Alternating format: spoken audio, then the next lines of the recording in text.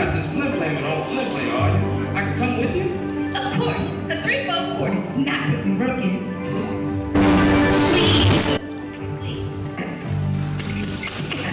What's wrong? He busted himself crying. Oil! What? Oil! Huh?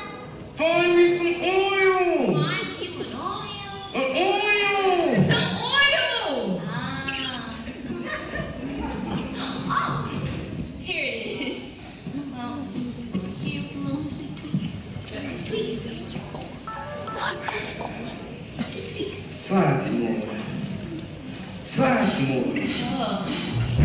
Slide some more. Slide some more. Slide some more. Okay. Slide some oil to me. Let it trickle down my spine. If you don't have STP, Crisco will do just fine. Slide some oil to me. To my fingers if you would. Slide some oil to me, girl. Ooh, don't that feel good? Slide some oil to my feet. Look, I got toes again. Slide some oil to my knees and let me see if I can fit. Now let me hear you say slide some oil. Oh, then slide some oil. Then slide some oil. Then slide some oil. Last year we went to go see Lion King on Broadway. That was all about teamwork and reaching our goal. And if you want something, if you really want something, you have to work for it. You have to go and get it. We had to raise money to go see Lion King on Broadway. Guess what? We did it because of teamwork. We advertised, we posted it all on social media. Because we wanted to go see Lion King on Broadway, we were able to see Lion King on Broadway. You may discover a hidden talent that you never knew was there, and it can probably take you places. For parents, if you can't afford to send your child to college, if they're really good in one of the majors, if they're really good in playing the violin, they can get sent to an amazing school on a full ride scholarship, and they could go places too. Like, this is why arts is important in this it's important, especially for this generation, because you know, a lot of people are not really getting anywhere because of all these obstacles that are being placed in front of us.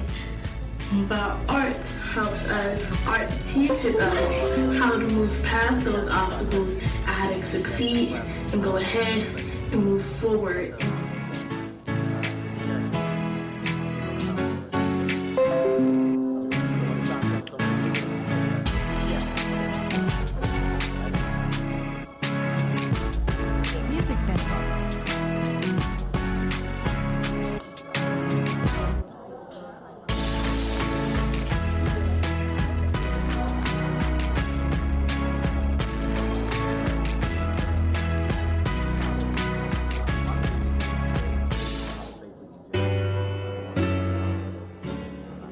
What's going on, y'all? It's your boy Dick and Izzy in the place to be. I got my students right here, man. It's a beautiful day. It's a wonderful occasion. I got some of my favorites in the track with me. Hey, yo, I'm letting them talk to you though. Let me get out the way. Yo, tell them what's up, y'all. Yeah. Chasing our dreams, we need to rest. We are at the top. Let's see what's next. Place it on the list, a goal we can achieve. Y'all will wait. And y'all will see. Staying on our P's and Q's and doing our best. 100% on every test. Doing everything I can cause I'm up next. Like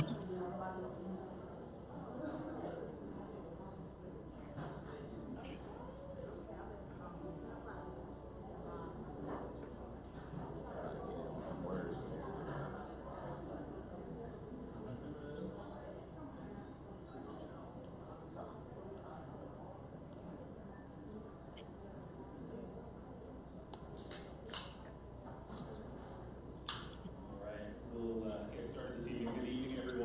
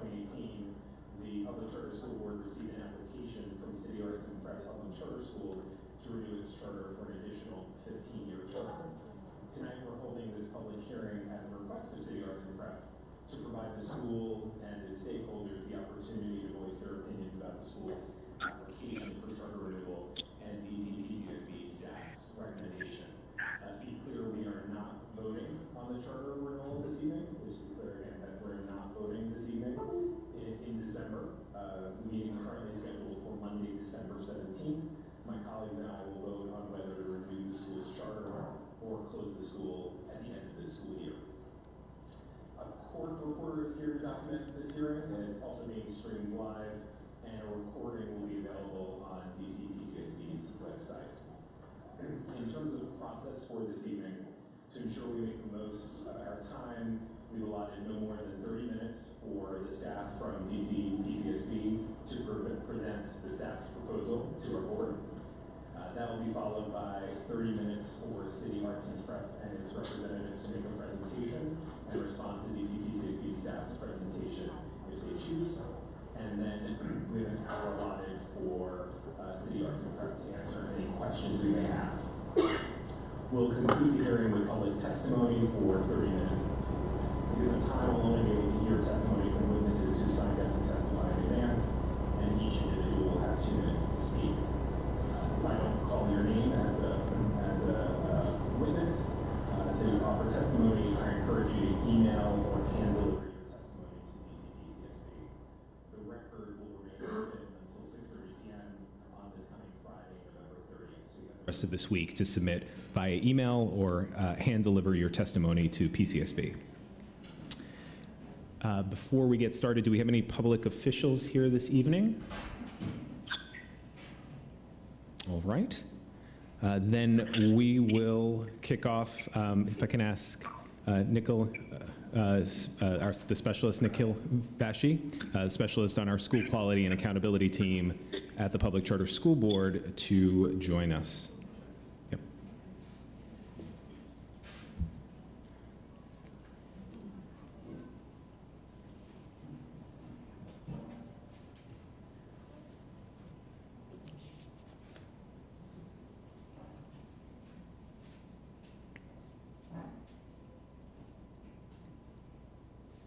Please give us a second as we get my presentation up on the screen.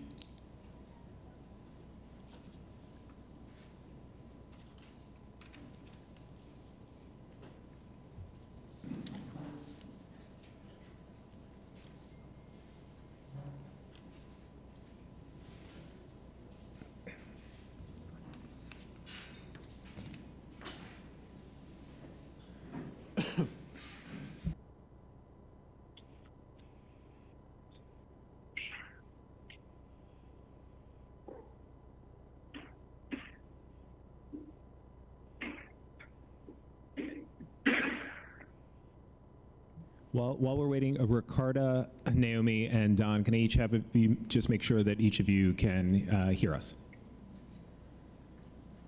Yes, sir. This is Naomi. Yes, sir. So Don, Naomi, Ricarda? Yes. Great, thank you.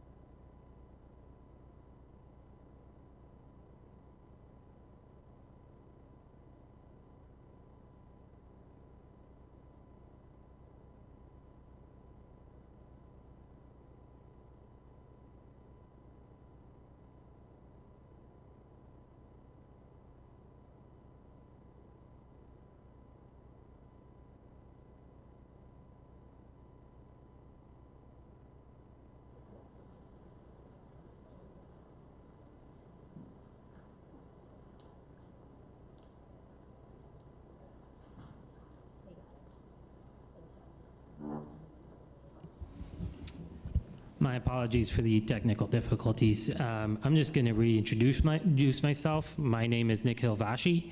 I am a school quality and accountability specialist at DCPCSB.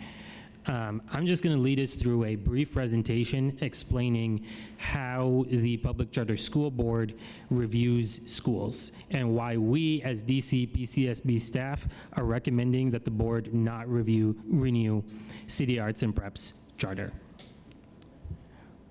Rick already kind of gave a general overview of the process tonight, but just to re-explain what the board is. The board is a 7-member board appointed by the mayor, and the board is bound to follow the School Reform Act, the law governing public charter schools in DC. We as an organization provide oversight and support to schools in monitoring their goals, but the School Reform Act requires us as DC PCSB staff to decide whether a school is meeting its goals and academic achievement expectations.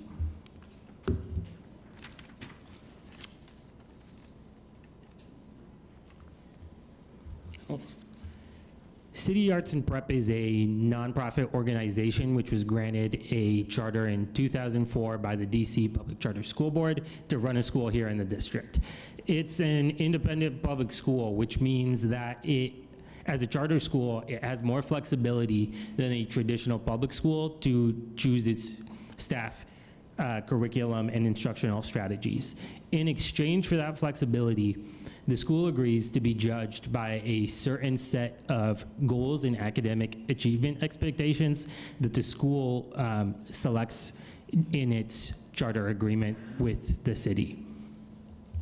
These charter goals are not the same as individual student goals. Schools are judged based on how all of the students in its school are doing.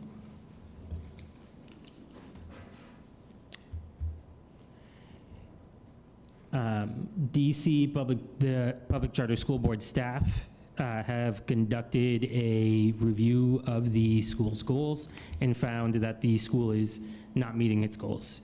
As Rick said, today is a public hearing. It's a public hearing for us to hear from the City Arts and Prep school community.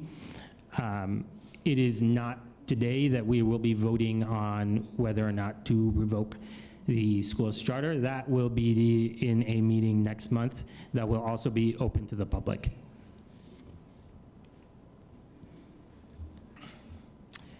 So next we're going to talk about what City Arts and Prep's charter goals are. The school chose as its goals the performance management framework. This is a the PMF is created by DC PCSB with input from schools. The PMF measures schools on 5 major factors and assigns the school a score based on how well they do on these different factors. The PMF measures student academic achievement in English language arts and math, student academic progress in ELA and math, student attendance rates, student re-enrollment rates, and finally, observations of pre-kindergarten students in the classroom.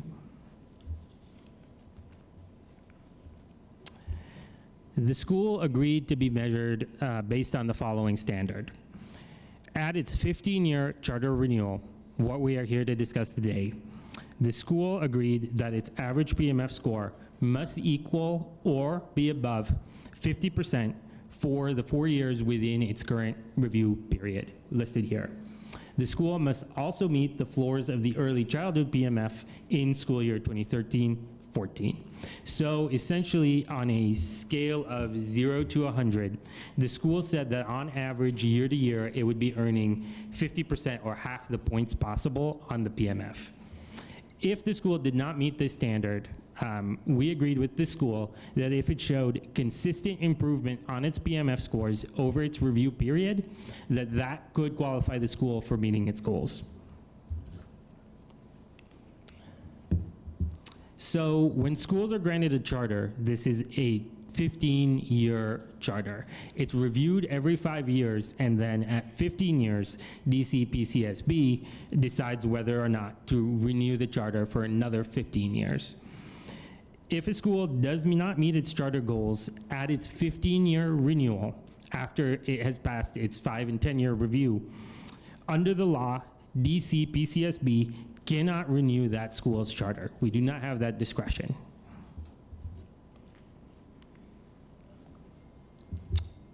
This table shows the school's PMF scores for the past 5 years. While the school did meet its early childhood goals in SY 2013-14, overall, its PMF score average for the years in its review period was 46.3%. It needed 50% to meet its goals, a score it did not earn in any year of its review period.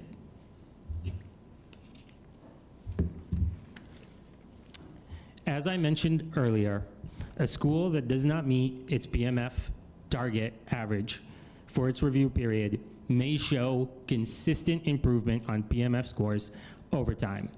This means that for every single year of the review period, it needs to have a higher PMF score than the year before. As you can see on this chart, the school had an increase one year, then decreased again, and then had another increase in its final year, ending with a lower score than it had at the start of the review period. Because the school did not show consistent improvement by increasing its score every single year and did not have a 50% average for these years, it has not met its charter goals. We put the school on notice of its variable PMF performance and warned the school that it might not meet its goals on 3 separate occasions throughout the year.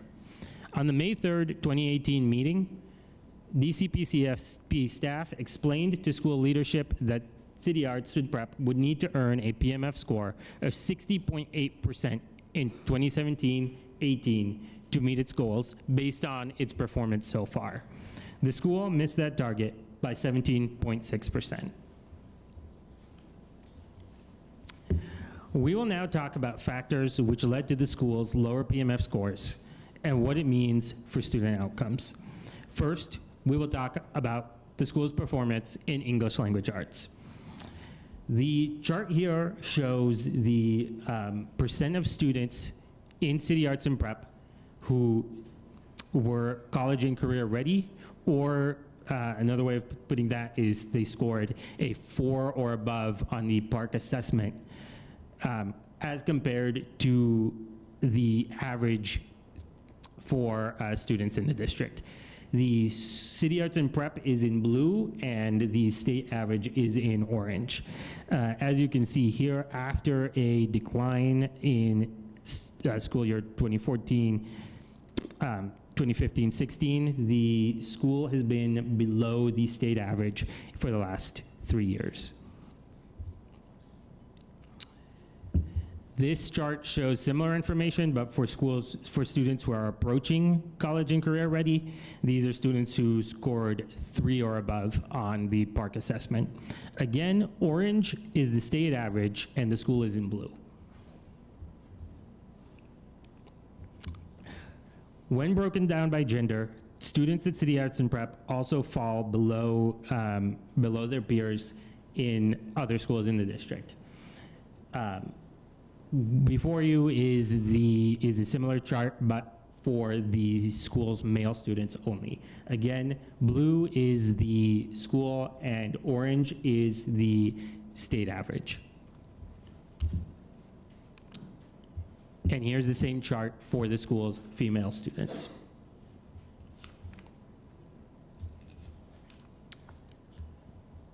So we understand that not every student is proficient right from the get-go. We take student growth and improvement very seriously. A growth measure of 50 means that students are learning at the same rate as their peers. As you can see, overall, students are not learning at an average rate and are falling behind their peers year after year.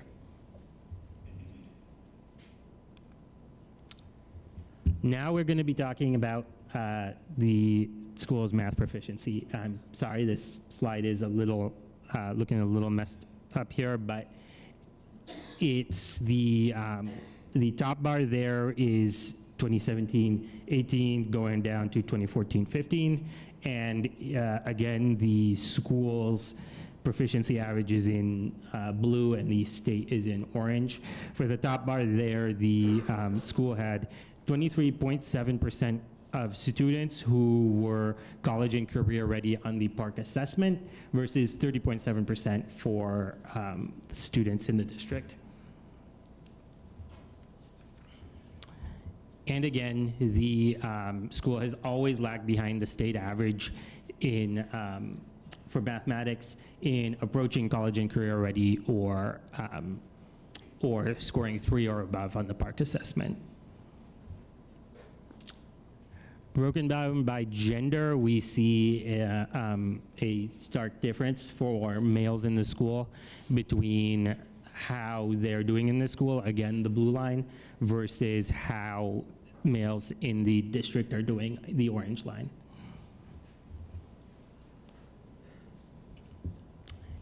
And females in the school, again, scoring college and career ready, have also fallen behind the state average and have moved up and down throughout the years.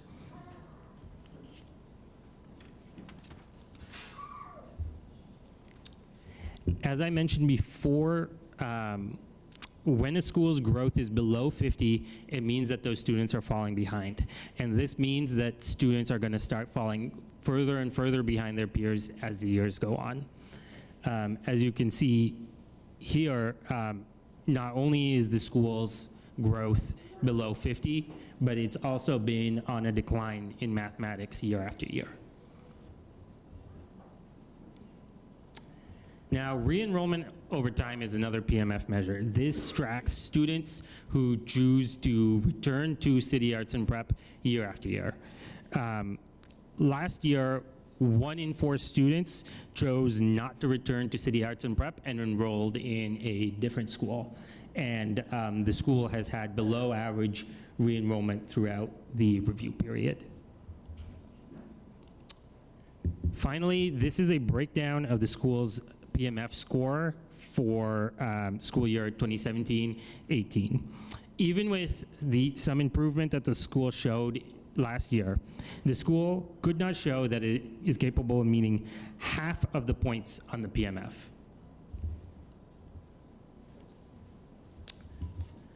Finally, DCPCSB staff conduct quality site reviews of charter schools to observe the school environment and instructional quality.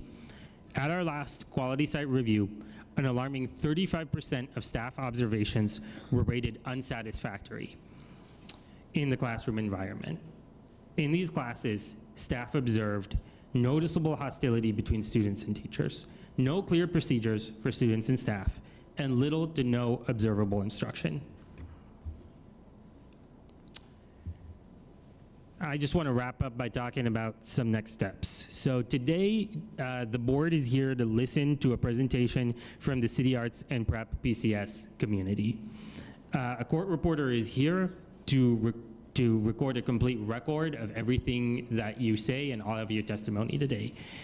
Again, DCPCSB is not making a final decision tonight. That vote will be held in December, and that vote will be open to the public. Finally, I would just like to thank all members of the school's community that have come out tonight and making it a warm and welcoming environment for us. And with that, I will turn it back to our board. Thank you. Thank you, Nikhil. If I could invite the City Arts and Prep representatives to come and share with us.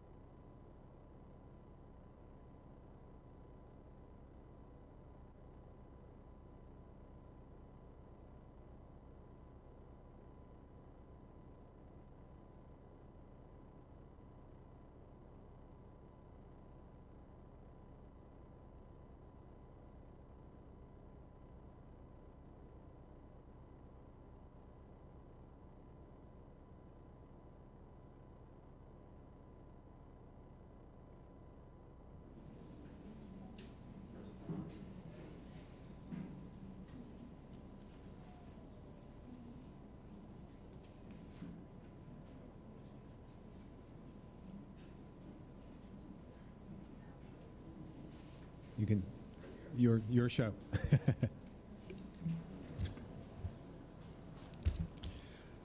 Okay, good evening. My name is Dr. Brandon Daniels, and I'm the proud board chair of City Arts and Prep Public Charter School. Before I begin, I would like to thank the PCS board and staff for allowing me the opportunity to provide comments as it relates to the charter renewal of the City Arts and Prep. I sit before you not only as a board chair, but as someone who has spent over a decade of their career in education policy, researching and examining minorities across the education continuum. I have a PhD in educational leadership and policy analysis from the University of Wisconsin-Madison, and I've had the opportunity to work at the United Negro College Fund, U.S. Department of Education, the American Council on Education, and currently for DC government. I've also had the pleasure of serving as a professional lecturer in education at George Washington University, American University, and currently at Georgetown University. When I was asked to be a part of the City Arts Board, I was coming off my stint on the community cabinet at the Ron Brown College Preparatory High School. There, I was able to work with the incoming principal and DCPS leadership to open a new school, hire new faculty, examine extracurricular activities, and help with fundraising. When I came onto the board, I thought I'd have the opportunity to ease into the world of charter schools. But within a month of me coming on the board chair resigned, and I was asked to step in and take over as chair. So suddenly I was learning and leading at the same time, a challenge which I fully embraced. As soon as I started, I realized that City Arts was a school like no other. City Arts and Prep offered an unparalleled performing arts program for the district's children and provided an exceptional academic and arts education experience with opportunities to learn dance, theater, music, and visual arts for all students. Currently, City Arts is a student population that doesn't necessarily look like many other charter schools, let alone other public schools in the district. We are a Ward 5 school. However, 2/3 of our students are traveling for Ward 7 and Ward 8. 96% of our students are Black, non-Hispanic. 58% of our students are at risk. 10% of our students are ELL. And amazingly, 10% of our students are homeless. If you remember, the charter movement grew out of a hope that providing greater autonomy to schools, they would be able to cut through the bureaucratic frustrations and offer innovative, efficient, and effective educational programs, provide new options to families, and promote healthy competition to traditional public schools. City Arts epitomizes this notion. It provides children and parents the opportunity to choose a school they will know that will nurture the creative side of their student. Think about this. A few years ago, the craze was around STEM education, but educators felt there was a need to expand this curriculum to include the arts. When you add the art, it takes STEM to a whole nother level. By removing limitations and replacing them with wonder, critique, inquiry, and innovation. The end results are students who are taking thoughtful risks, engaging in experiential learning, persisting in problem solving, embracing collaboration, and working through the creative process. If we look back at the type of students that we are serving, again, 98% Black, 58% at risk, 10% ELL, and 10% homeless. It doesn't take someone with a background in education policy to understand that we are dealing with a group of students that come to City Arts with their own set of challenges. Challenges that me as a board chair, a researcher, and a lecturer have to acknowledge and recognize impact how our students perform in the classroom. In a recent article about charter schools, Dr. Searin, a professor of applied psychology at NYU and an expert on student achievement, stated that family socioeconomic status was one of the strongest correlators of academic performance.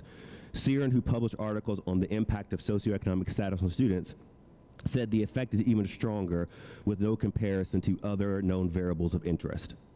That is very key because scholars and experts agree that socioeconomic status of students is a key determinant in how well they perform on standardized tests. This view is widely shared by scholars from across the ideological spectrum. Many states, especially those with charter schools, are starting to realize they need to take a closer look at how socioeconomic status and school accountability line up. For example, California created the Similar Students Ranking as a key component of their accountability tool. The Similar Student Rank orders schools according to how their students perform on standardized tests compared to schools serving similar students statewide. It functions as a proxy value add measure. Again, California has a Similar Student Rank which measures students based upon schools that serve similar student populations. Before I hand off to my colleague to my right, I want to be very transparent with the board about my experiences with PCSB leadership during my time as board chair. As part of PCSB's mission, it states that they are there to provide meaningful support for every charter school. I can honestly say that when I came on as board chair in January of 2018, it was very clear that the PCSB staff had predetermined the closure of City Arts. When Mr. Pearson and I met in February of 2018, several months before park testing, he informed me and the board that the board would most likely be closing the school. This was the same message he delivered in writing to our board in March of 2018, again before any park testing had taken place. Mr. Pearson went down this path, never asking what we as a board were looking for or what was best for our students. What I reiterated to the board and to City Art staff, it is that you, the board, are the decision makers, not Mr. Pearson and his staff, and that there's a process for determination no matter if someone has already made up their minds about the determination. I can sit here and tell you that what's right for our kids are the people leading the school right now. I am 100% committed to the school, and my goal is to lead the school on the board for as long as they'll let me into the next years of growth and prosperity. I want to thank you for allowing me to speak today and give my perspective on City Arts. I'm more than happy to answer any questions that you might have. I'll hand it off to my colleague.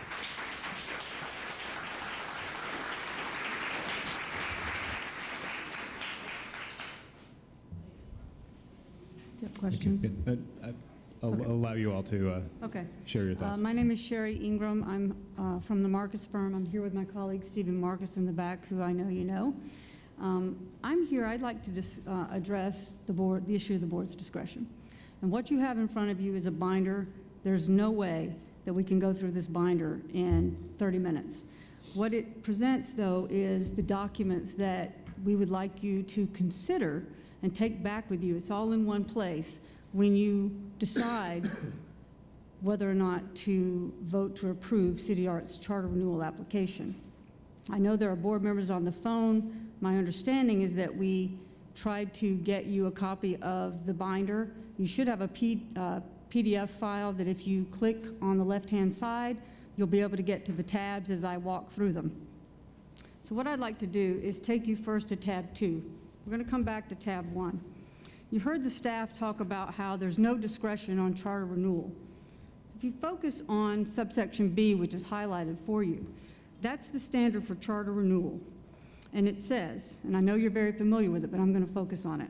The eligible chartering authority that granted a charter shall approve an application to renew the charter that is filed in accordance with subsection B. I'll stop there.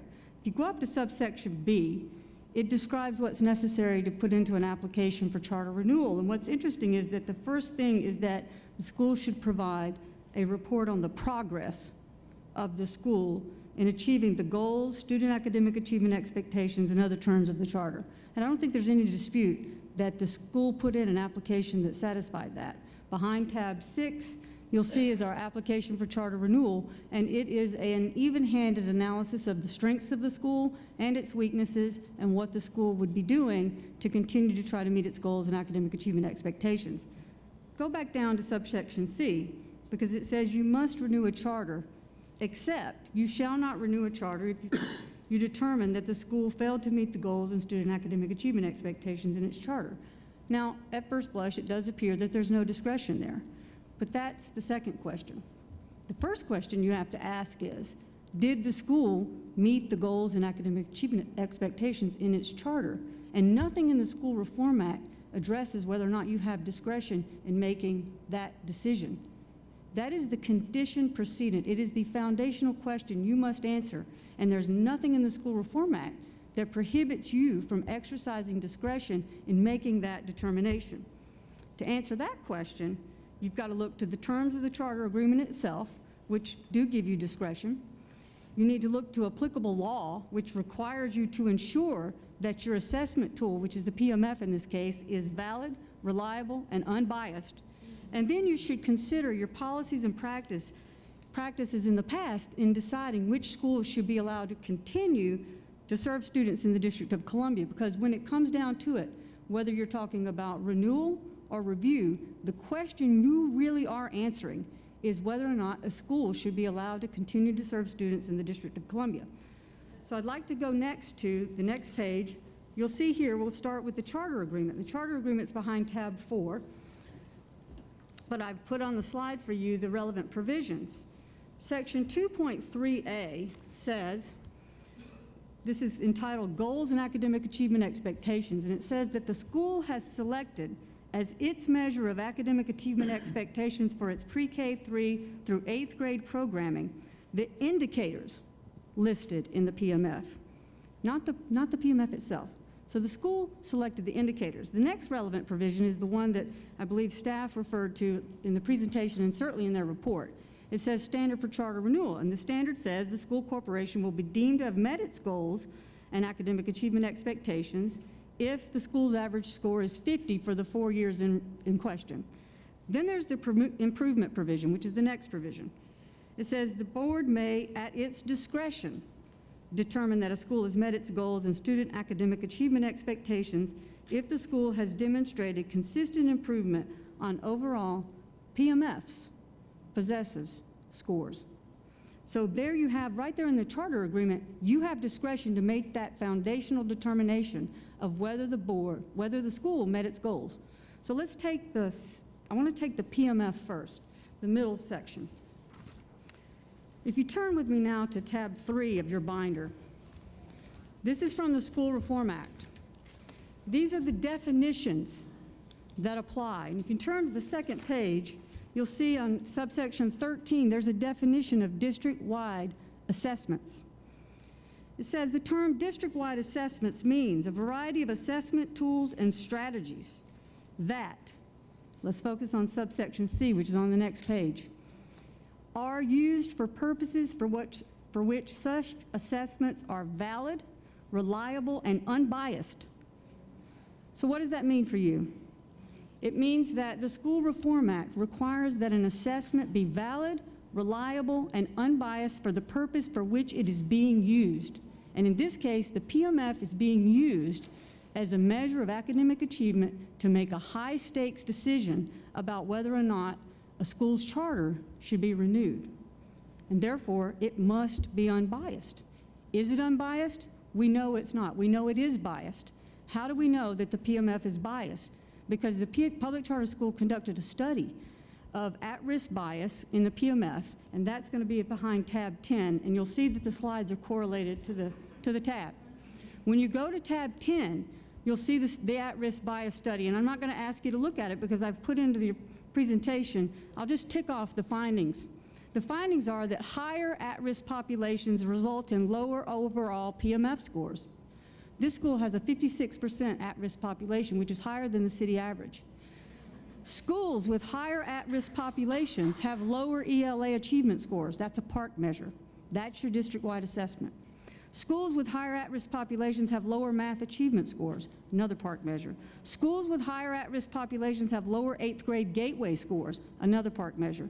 Schools with higher at-risk populations have lower attendance and re-enrollment rates. When you add all of those up, it amounts to 88 points out of 100 on this school's PMF. So what do you do with that? This means that before you can use the PMF as an assessment tool to decide whether this school's charter should be renewed and make this high-stakes decision, you have to adjust it to count for PMF bias. When you turn to the next slide, you'll see we've done that. Sorry, can I just ask, yes. Can you point me to where the adjustment language is? The adjustment? The adjustment language that you just said, the adjustment for bias. I am saying that you must have an assessment that is unbiased. The only way your PMF will be unbiased is if you adjust it to account for that. If you don't adjust it, it has this bias built into it. Okay, I'm sorry. So if you're going, in other words, what the School Reform Act requires is that if you're going to use you can have a PMF. There's nothing wrong with that. You can use it as a tool. It can be available to parents. Nothing has to change about that. But the moment you decide to use it as an assessment tool for purposes of making a high-stakes determination like whether or not to renew a charter, it must be valid, reliable, and unbiased. And so what I'm saying is it's okay that you have the PMF. I'm not trying to take that down, but you have to make an adjustment for the school's at-risk population. If you turn to the next slide, you'll see that when you can I finish this slide and then I'll I'll answer your question. When you make the adjustment and you account for the at-risk bias that this school has, the school meets its PMF. It gets to a 50.9 when you make that adjustment for the 4 years in question.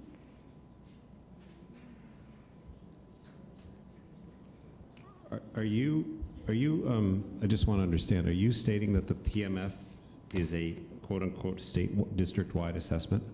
70 points on the PMF come from the park, which is a district-wide assessment, and you've taken that and collectively put it together, and you've made that the assessment for whether or not the school's charter should be renewed. So in this case, yes, it is. So with respect, I would disagree. The school itself chose the PMF as the measure by which it would be measured. The PMF is not a district-wide assessment. The park is a district-wide assessment. And if you're claiming that the city should stop using the park because it's not unbiased, I'd like to hear you say that. I'm saying what I'm saying to you is nothing in the School Reform Act ever said that schools would be measured based on the district-wide assessment. When the School Reform Act was enacted, it was an alternative to a failing DC public school system, and the idea was that each school would have unique and individual goals and that they would be measured based on those goals. There was never an intention to compare the school against the state because they were supposed to be unique. So in this case, you've got a PMF that has, whether the school chose it or not, it's the board's PMF. It is your measure. And it is something that you adopted, you do the weightings, you do the calculations, and I'm telling you that it's not just the district-wide park that's part of it. Your PMF is biased, and you're using it as a high-stakes decision tool in this case. Not just as an indicative of how the school's doing, you're using it to make a decision about whether a school should be renewed, and so you've got a park, and to my knowledge, and we'll get to this in a moment, to my knowledge, we've never received a study showing that the park itself is valid and reliable for this purpose, which is making a high-stakes decision about the quality of a school. So what I'm not suggesting you do away with the PMF. I'm saying as long as it's going to be used as a high-stakes decision tool, then it needs to be adjusted for at-risk bias. And when you do that in this case, the school meets its PMF. Can I just ask, did the school appeal its PMF score prior to this point because of this bias? There's no way to appeal for a bias. Did they appeal to the board staff and say that the PMF score is incorrect? We have said repeatedly, you've heard it for over several years now, us say that schools' PMFs should be adjusted. What you haven't heard before is me tell you that the School Reform Act actually requires. If you're going to use it as a high-stakes measurement tool, it needs to be adjusted to count for at-risk bias. And not just because of the park. It's re-enrollment rates. It's in-seat attendant rates. Do you really want to be making decisions about students based on something that you know is biased toward them because they are at risk? These are some of the students that are the most under-resourced students in the city. Do you really want to close their school base without making that adjustment?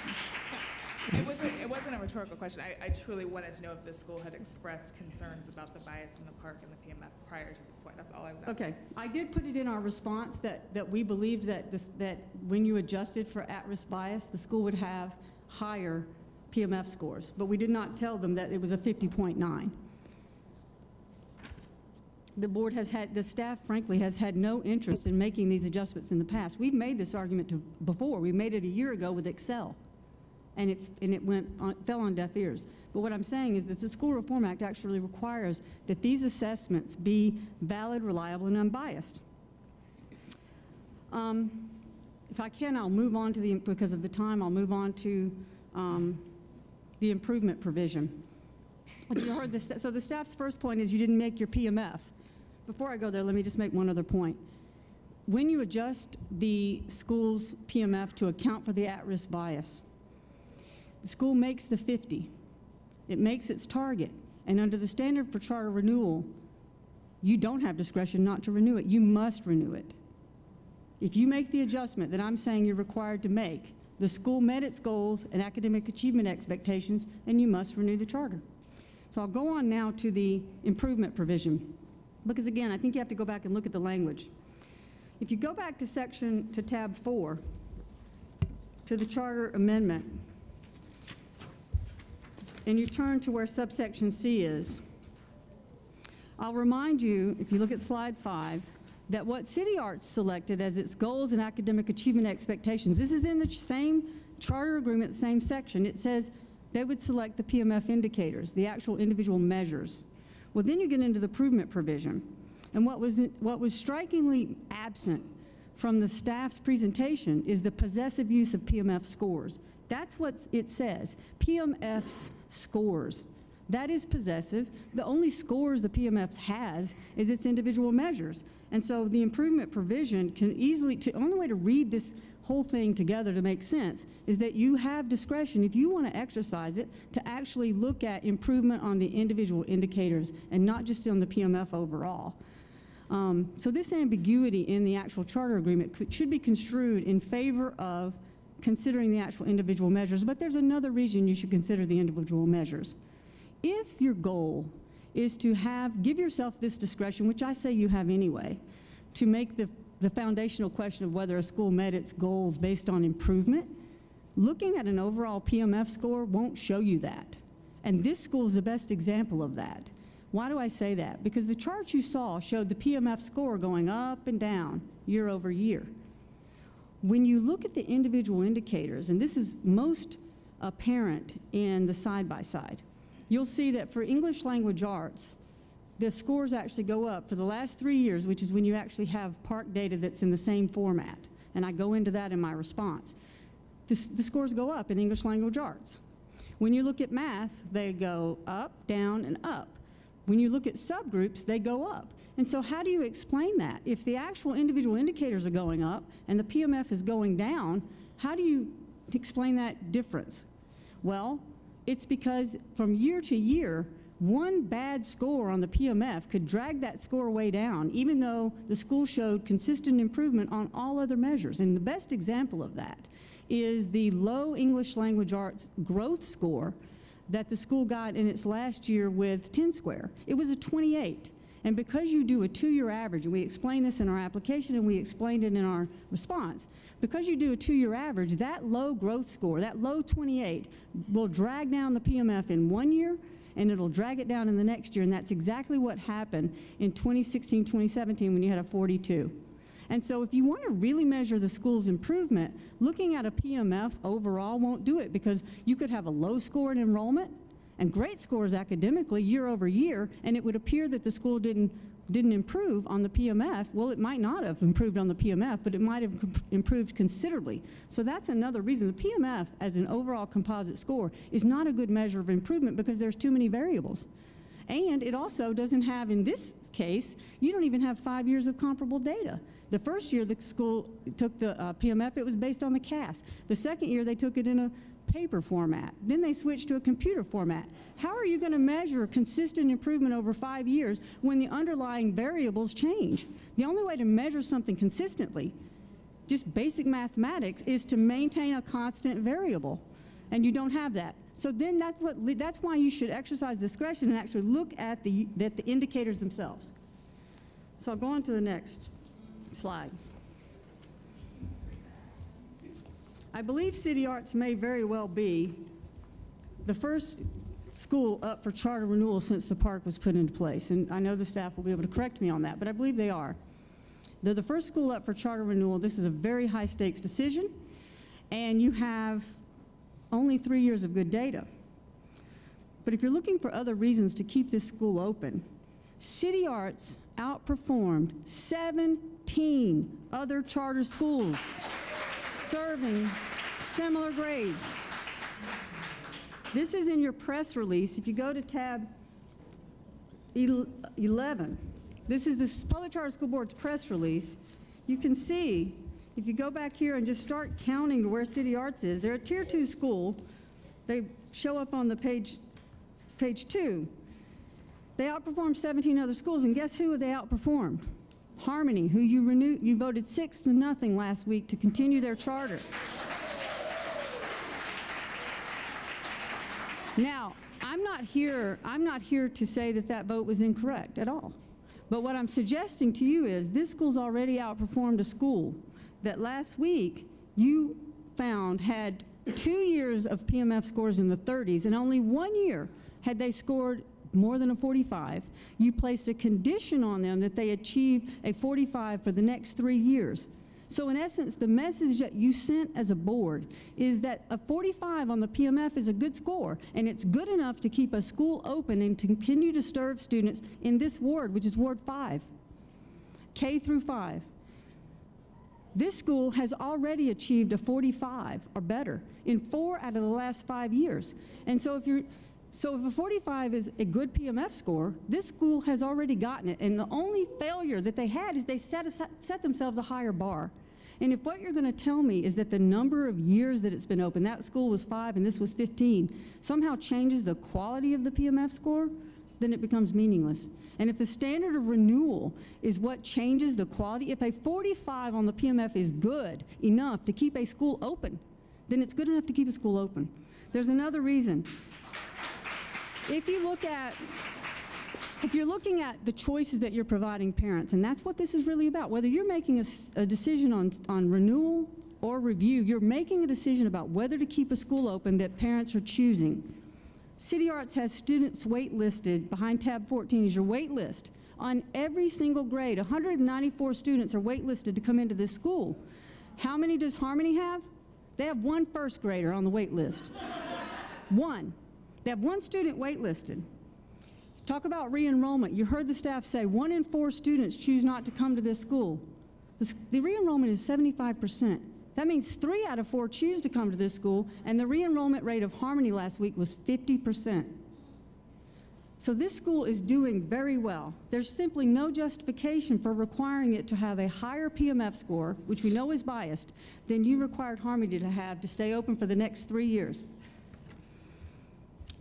So I'd like to go back to where I began, and that is, let's go back to tab 3.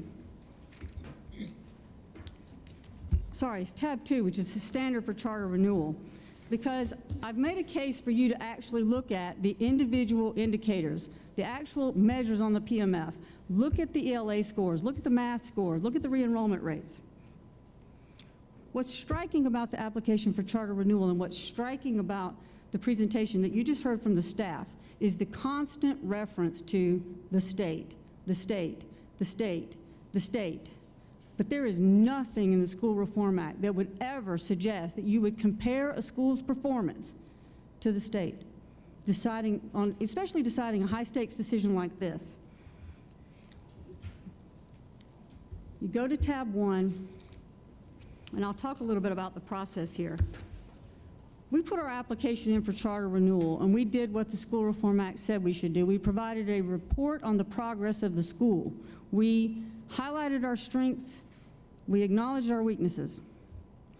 We got a draft report from the staff in response to that, and the first draft said it was a preliminary draft, and it said that the staff had not really had a chance to incorporate comments from our charter agreement. We were very disappointed in that. One of the reasons we knew the staff hadn't really taken it into account and had already made the recommendation for non-renewal but hadn't taken our application into account is because it continued to highlight how well the school had done under its first year with 10 Square. And we had explained in our application that 10 Square was actually in this school for 2.5 years and paid nearly $2 million.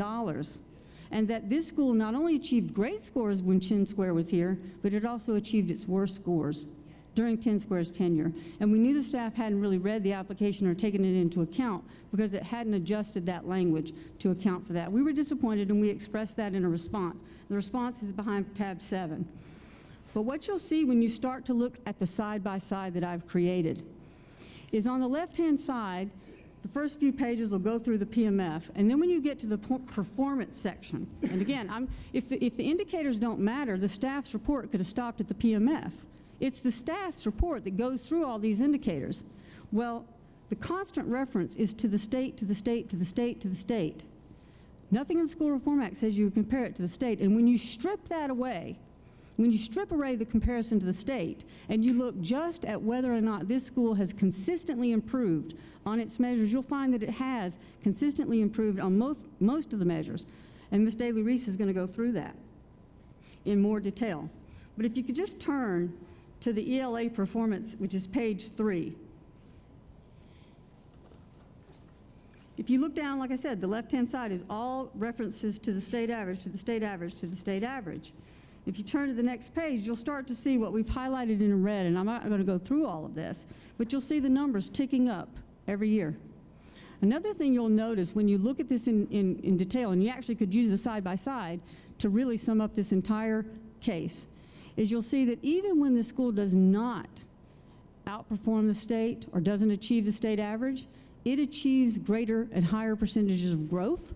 So if the state's average growth is 2 to 2.5%, there are many instances where this school is achieving 4, 5, 6, sometimes 7% from each year, which means it's closing the achievement gap.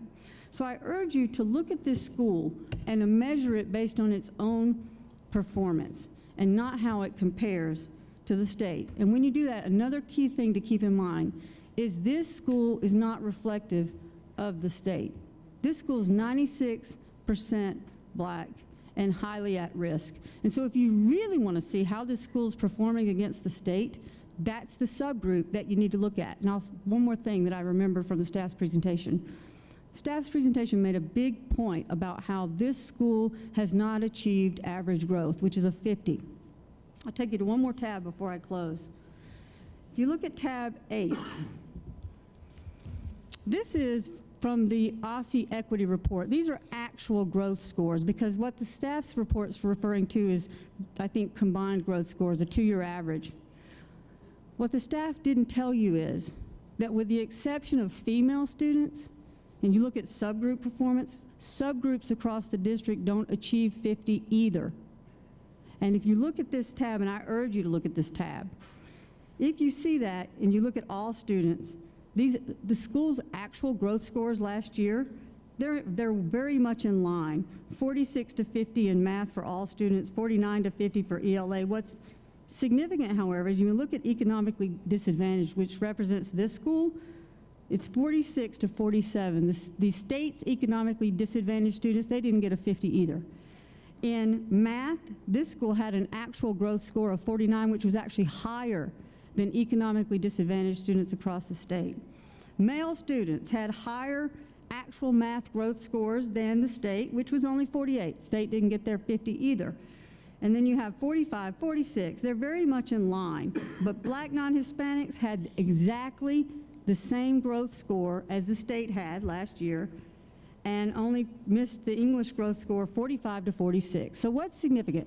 While if you take all students across the district, which includes students that live in wards that have all the resources in the world and are privileged, and you compare that, no, they're not getting the 50. But if you look at the subgroups and you look at the students that actually reflect the student population here, which is 96% black, this school is actually doing very, very well for the students that it serves. And it is the only performing arts school that serves this demographic. And they're going to talk to you about what that means, but it means for some students 60 minutes a day of dance, 90 minutes a day of theater for high school students. Do you think these parents can afford to send their children to private lessons?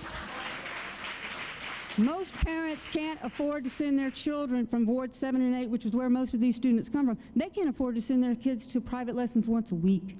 You take away a performing arts school like this, you take away performing arts for many of these students. They will not be able to get it.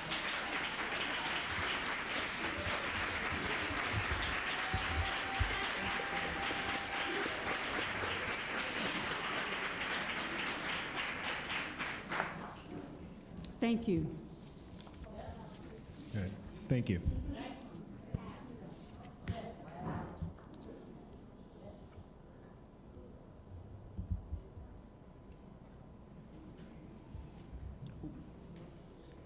Good evening, everybody.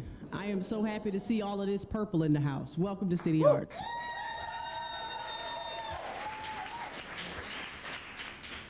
I'm Lynette Daly-Reese, the Executive Director of City Arts. I previously served on the board of this school for 3 years, and so I have a passion and commitment to the work that we do here every day. And I want to say thank you to the parents and the teachers and the families that choose us year after year. On behalf of the City Arts teachers, staff, students, and families, I want to thank this public school board for the opportunity to share a little bit about who we are as a school. Prior to you voting to renew our charter, as a previous board member and executive director, I have committed multiple years to fulfilling the school's mission and to extend the life of this school beyond 15 years. As a new executive director, I met with Scott Pearson in June 2017 to share my vision and commitment to improving the academics and arts programming at City Arts. During that meeting, he asked, "Do you have everything you need?" And my response was no. He said, "What do you need?" I replied, "Can you lift my financial restrictions to invest in the people and resources needed to improve?" Secondly, I asked for more time and his support. He immediately responded, "Yes, we can lift your financial restrictions," and said the PCSB team would be willing to help in any way possible. We sit here today to make a final decision on my request for more time. The decision to renew the City Arts Charter should be based on how we educate the students that choose to attend our school each year. Upon assuming the role as executive director, I articulated a vision that City Arts would become the flagship academic and arts integration school in the city based on 4 components: establishing a culture of professional respect and engagement, hire and retain a school leadership team that shared my approach to build a learning system where student success is by design and not by chance, to implement a rigorous arts program grounded in research and best practice, and to ensure teachers have the instructional resources to create an optimal learning environment. I now ask you to open the PowerPoint in your binder. On the first couple of slides, and I'll ask one of my staff to click through for me. On the first side, I want to direct you to our school mission. As you can see, it's posted all around the building. But I want to read it to the folks who aren't here and who are watching virtually. To prepare students for success in high school and beyond by providing an academically rigorous learning environment enriched by a diverse performing arts program. And that's what we do here every day. On the next slide, I want to talk about what we believe about the arts. Now, I've shared this slide in multiple meetings with the board, and we talk about it often with our team as we look at all the instructional practices that we use here at City Arts. And this is what we believe about promoting the development of children so that they can bring what's best about them to their schoolwork through all the disciplines of the arts. On the next slide, I want to talk about who's our team. Who are we? So I'm executive director. Lakeela Jones is our principal. Ashley Harris is our assistant principal. We have 47 instructional and student support staff. They're scattered throughout the crowd. And I have an amazing operations team as well. So these are the folks who lead your students every day. I highlight the next slide, and you can click on. I highlight the next slide to show that this process started nearly 18 months ago. Lots of time and resources have been invested by the school and the public charter school board staff to ensure that you have a full, unbiased, and well-rounded view of the school prior to making your decision about our charter. Now let's look at the data. You can flip past those two. Sherry spoke about those earlier. Let's look at our park data. City Arts students who took the test represent 223. Of that, 0.6% of all the test takers across the state in 2018. Throughout the PCSB staff report, they compare us to the state and the sector without acknowledging 3 important factors that we have all highlighted here today. Our 96% Black non-Hispanic population versus the 75% for the charter sector and 60% for DCPS. City Arts at-risk population, which is 58.3 versus 48 for the charter and 44.7 for the DC public schools. And finally, and the one thing that grounds us in our work, is City Arts offers an arts integration curriculum that serves students from pre-K 3 through 8th grade. These 3 factors make us distinctly different than the state. As we look at the next 4 slides, I want to give some context to what you're seeing. The green highlights places, go back to ELA, thank you. The green highlights places where we either outgrew the state or we grew faster in yellow. So the yellow states, so for example, let's look at our female 4+. In 2016, we had a 23.9. In 2017, 28.8. In 2018, a 33.3. Which means we grew markedly faster than the female students who were 4+ as well. So as you look at this chart, I wanted you to keep those things in mind. But most importantly, if you look at our Black and at-risk subgroups, that's who we are every day. That represents the 96%. If you compare us as a subgroup to the state, which is who we are, we outscore the state in all of those in ELA categories. Switch to math. Thank you. Math. In our application and in our report, we don't shy away from the challenges we have as a school. We, as a leadership team, have been through the Middle States accreditation process. We've done strategic planning. We've gone through this process. We are very clear about what our challenges are, and it's math. And we are not alone in that work. There are many schools across this country who are challenged with math. That doesn't make us exempt for the higher quality we want to do, but I do want to show you the yellow. The yellow is important because it shows how fast we have grown in just 1 year of this leadership team being in place. A leadership team that is committed beyond the 15 years to be here. Again, if you look at our at-risk population or our Black subgroups as well, you can see look at female +4. In 2017, we scored 18.7. In 1 year, we increased 10 percentage points. That means we are closing the achievement gap for the students that come here, even with the re-enrollment rate that was highlighted by the staff. Any kid that shows up at City Arts, once they're a part of our system, will learn and will grow. Okay, next slide. So the next thing we do is look at ourselves compared to our neighbors. We have a lot of competition in Ward 5. So let's see how we do there. Again, if we look at our subgroups, particularly our at-risk population and our Black population, the green is a reflection of how we have outscored students in Ward 5. Again, in the yellow, we talk about how we are continue to grow and close the achievement gap for our students. Yeah, thank you. Same thing in math. Black, at risk. Our females are doing amazing, which is a wonderful thing that we have our girls doing a great job here at City Arts. Do we still have work to do when it comes to our boys? Yes, we do. Are we focused around that work every day? Yes, we are. And that's not just in how we do our small group instruction, how we look at the use of our interventions, how we look at the use of our grant funds. It's a question of maximizing the dollars that we have to improve that number. And again, that's not something we shy away from. So although these data slides highlight our academic growth and progress, the data tells us that we have more work to do in ELA and math. With the growth of our students that our students showed in just 1 year under this leadership team, we are certain we will continue to see that growth moving forward.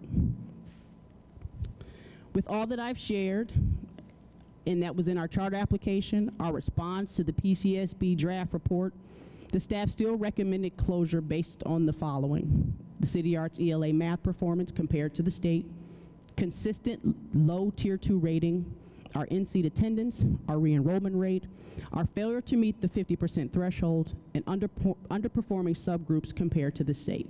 And I've already walked you through that data. In the binder that you all have, if you turn to tab 2, where Sherry walked you through, tab 1, my apologies, walked you through our side-by-side. The one thing I want to highlight for me is the consistent low tier rating. If you look at the tier ratings as it's outlined in the technical guide for the PMF, a low tier rating is between 34 and 45%. In 5 years, we've scored under 45 once. That doesn't make us consistently low in a low tier 2 school. We're a mid-tier 2 school. And again, we don't shy away from that because it tells us we have more work to do.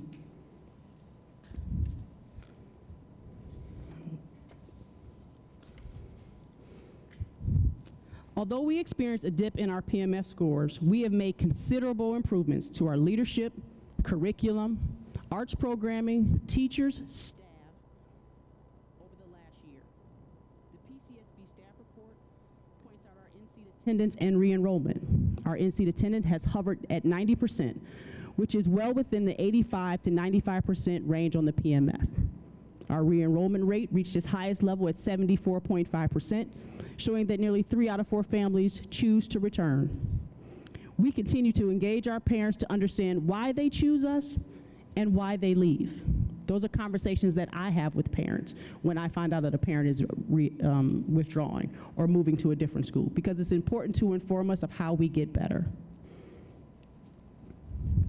If you are willing to vote yes to renew our charter based on the discretion argument Sherry outlined, the data that shows how our Black non-Hispanic students, which is 96% of our student body, compares to the state, and a commitment by this leadership team to lead City Arts beyond 15 years, I want to share at a high level how we plan to build upon our progress.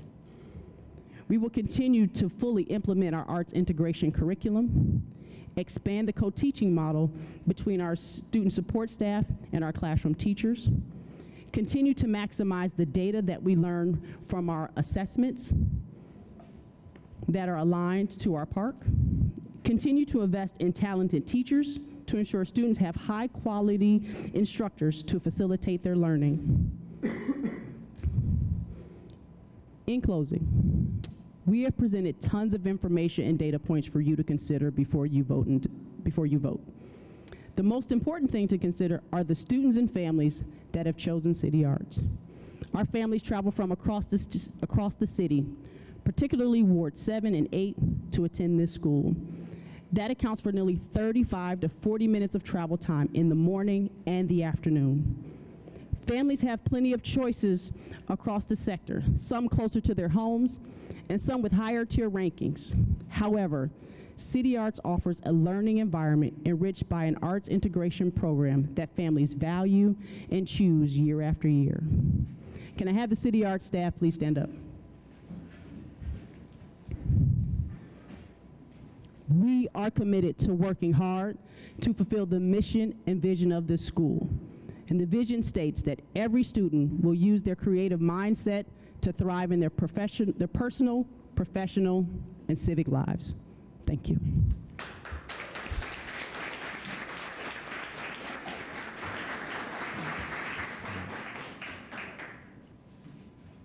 Thank you all. Is there anyone else at the dais who intends to address the board? You guys, okay, excellent. Okay, well, thank you. Thank you all for a very thorough articulation of your argument for keeping the school open. I think we're going to use this time now for our board to ask any questions that they have. So we'll use the next period of time to do that. And then I believe we have a public witness list as well, so to create opportunity at the close for many of the stakeholders who have joined this evening to share their thoughts with us as well. So let me open it up to our board. I don't know if any of our board members by phone give you an opportunity to jump in with any questions that you have, and then Saba and I and perhaps Scott can follow.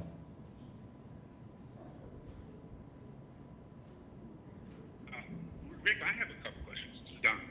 Don Sawyer.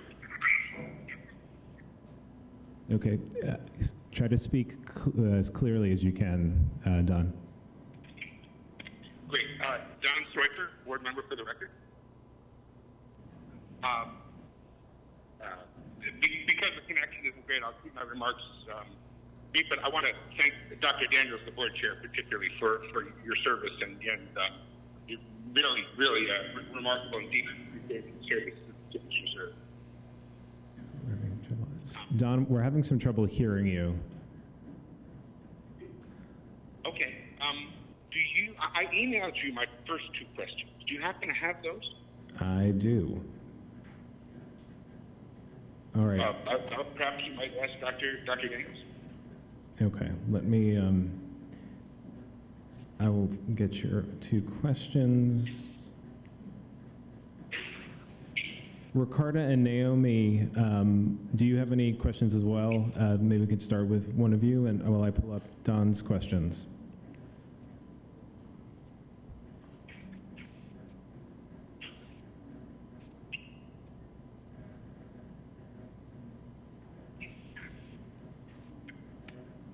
Sorry, I was on mute listening on the Shelton. Do you have trouble hearing me? I believe we can hear you. So why don't you go, Naomi? So my questions are more so just for clarification in terms of, I believe it was, I don't want to misname anyone or give the wrong name, but the questions in terms of the difference in the assessments that were given year to year, if I could just get clarity about the state assessments that were utilized over the course of the last few years. Ask for clarification. Are you asking what's the difference in the assessments given for the last 3 years? Per year? Say that again. I'm trying to clarify your question. Are you asking, I mentioned that you only have 3 years of comparable data because the assessments were different in 2 out of the 5 years. Is that what you're asking about? Yes. Okay, I can explain that. We spelled this out in our response, which is in tab 7, I believe. The first year under review was a DC CAS year. So the district-wide assessment that was included in the PMF that year is a CAS score. And then the next year is the first year of the park. But this school, and this is one of the problems in trying to compare the PMF over 5 years with this school, and it's also the problem in trying to compare the state. When you look at the second year of review, which I believe is 2014, 2015, this school took the park in paper format, not computer format, and I think it's common knowledge that schools that took it in paper scored higher. And so that you can't compare the 2 PMFs for those 2 years because the underlying assessment is different. One is a CAS, one is a park. Then when you go to the third year of review and the school switched to computers, not surprisingly, the scores went down. But the reason it makes it impossible really to compare the PMFs over those years is because the format was different. And it's also the reason you can't compare this school's performance in 2014, 2015 to the state because the state all didn't take the park in paper, some took it in computers. So when I say you really only have 3 years of comparable data, it's because you only have, and I say this is the first school to really come up under the park, is this school didn't start taking the park until the third year of review. And so we generally, and you'll see this in the side-by-side, we generally start there in terms of giving you a comparison because there's simply no way to compare the scores in the last 3 years where the school took the park on paper to the first 2 years where one's a different assessment altogether and the second's a different format. Does that answer your question? It does. Thank you. Can I just piggyback on that? And Don's question that he just emailed me gets to something similar. I'll just read it verbatim since he sent it to me. Your letter, the response, describes the 2016 administration of the park assessment as the first year students took the park on computers, and you attribute the decline in scores of 3 or 4 on park between 2015 and 2016, in quotes, largely to the change in format from paper to computer. Many schools across the city also switched to the computer assessment with the park assessment. Have you compared the drop you attribute here to what students at other schools experience? And if so, how did what you found compare with other schools experiencing the same change? We haven't compared to other schools generally because our view is that that's not an appropriate comparison. If we did do a comparison, you could Google, and there's plenty of articles out there about how the park scores in paper are higher than generally on computer. I don't believe that's really disputable. I can provide you that information because I've seen it. But we did not compare to other schools that took the park to see if they also went down. But I don't know that you could really do that unless you knew the demographics of that school. Because again, what I've demonstrated is that we know that at-risk students do worse. So the only way that you would do a valid comparison is if you went to other schools that took park and paper that had similar demographics and served 96% Black and at-risk students and then compared it, and if they performed differently, then I guess you could look at it.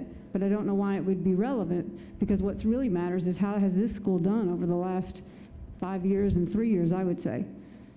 So no, we haven't done, the bottom line is we haven't done that comparison, and I don't even know how you would do it. It would take quite a bit of work to do it, and I'm not sure the result that you would get would be meaningful. Thank you. So thank you, all of you, for all the tremendous amount of work that you put into the presentation. It was extremely helpful.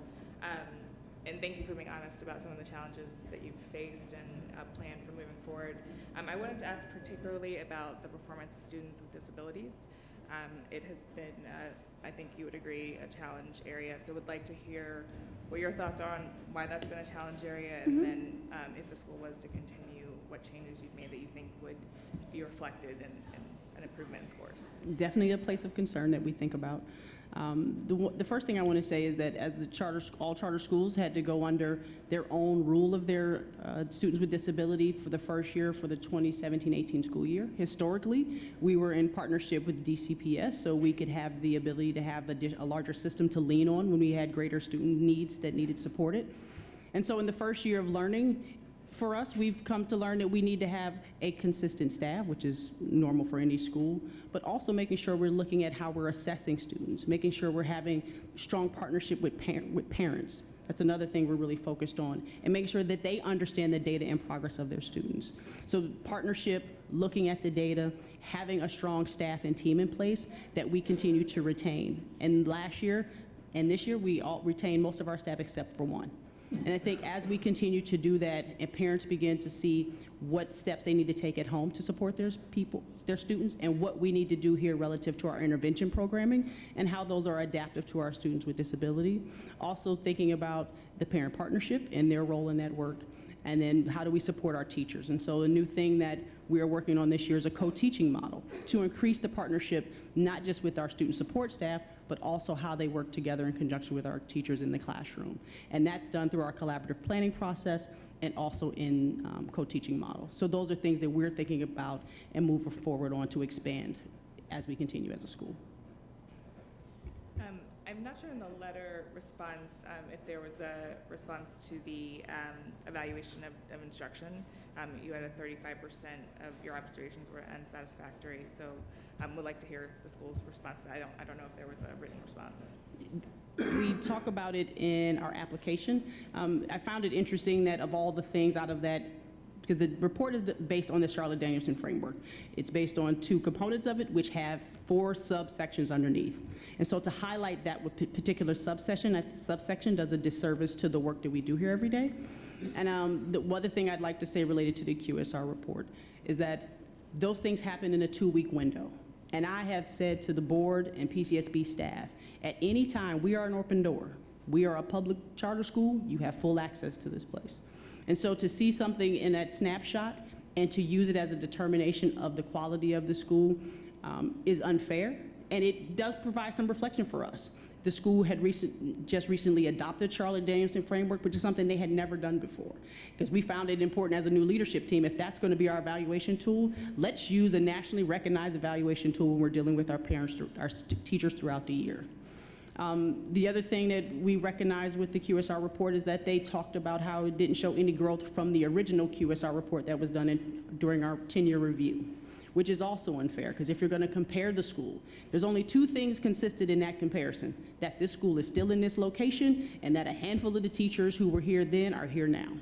Other than that, there has been the focus of the school has changed, the leadership has changed, we've adapted our curriculum, we've added interventions, we've done lots of things to improve the school, which don't get accounted for in that QSR report. And so that's outlined in our application and our response as well. And then I think my last question is maybe more sort of existential. Understanding that when you signed up, when you redid your charter agreement, that PMF would be your goals, I guess it's surprising to hear how much you disagree with several of the measures, including the bias piece that your attorney represented. So if you were to move forward, would you want to revise those goals? And did you think about revising it during the last 5 years? Because it seems like you do not agree with the measures as they stand. I'll just speak, and then I'll allow Sherry to speak as well. I think it's not that we disagree with the PMF. I think we disagree with how it's used without accounting for all of the different populations that all of our charter schools have. And without giving some variation or differentiation to that, it makes it hard for a school like ours who has a very specific mission around the arts. We spend 60 to 90 minutes a day enriching kids in the arts. The other schools are straight, ELA, math, that's what we do, and that's it.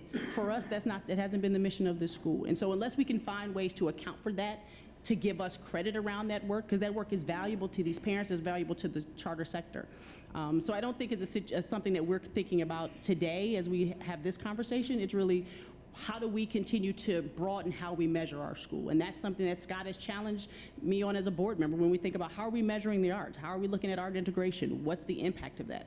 Yeah. Those are the things we want to make sure we continue to highlight in conjunction with the PMF, because that's not the only reason we're talking about it, because we raise it. It doesn't get raised in the larger context of how schools' missions play into that. So I think that's more my thinking. You could choose mission-specific goals that do measure the arts. Very true. So I think that's something, as a new leadership team, we often think about, how do we account for it so that when we're talking to parents, what's our value proposition to the charter community? How is arts valuable? People can choose, language immersion, they can choose STEM, they can choose all of these things. The question is, why is arts important? And that's why we have those conversations with our parents, and that's why we look at the national art standards and adopt those and do the crosswalk off curriculum, because we see the importance of it. And I agree with everything you just said, and I want that to be clear to the families here, that I agree. This is a huge part of your school. Arts curriculum, it is obviously a huge benefit. It would be great to be able to evaluate that. We can't. We don't have that in front of us. Right, and neither do we. And so that's why when you ask the question around whether or not we're looking to move away from the PMF and do some different things, I'm open to having conversations about what that looks like. I'm not opposed to saying, well, how do we measure the arts, and having a collaborative conversation, because we're not the only school in the district also doing the arts. So let's give some value to that.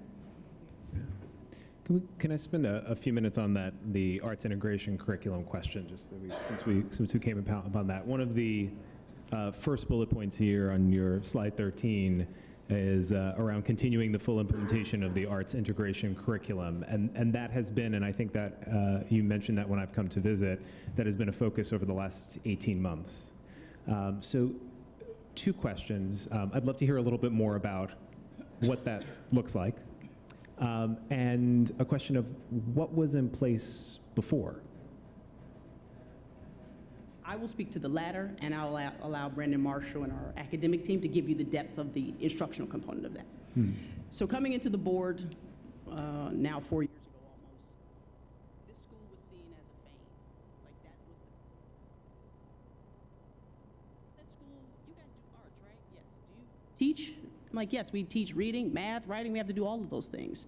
The arts rank supreme around here, which is not a problem unless you are also doing equally as well in the academic piece.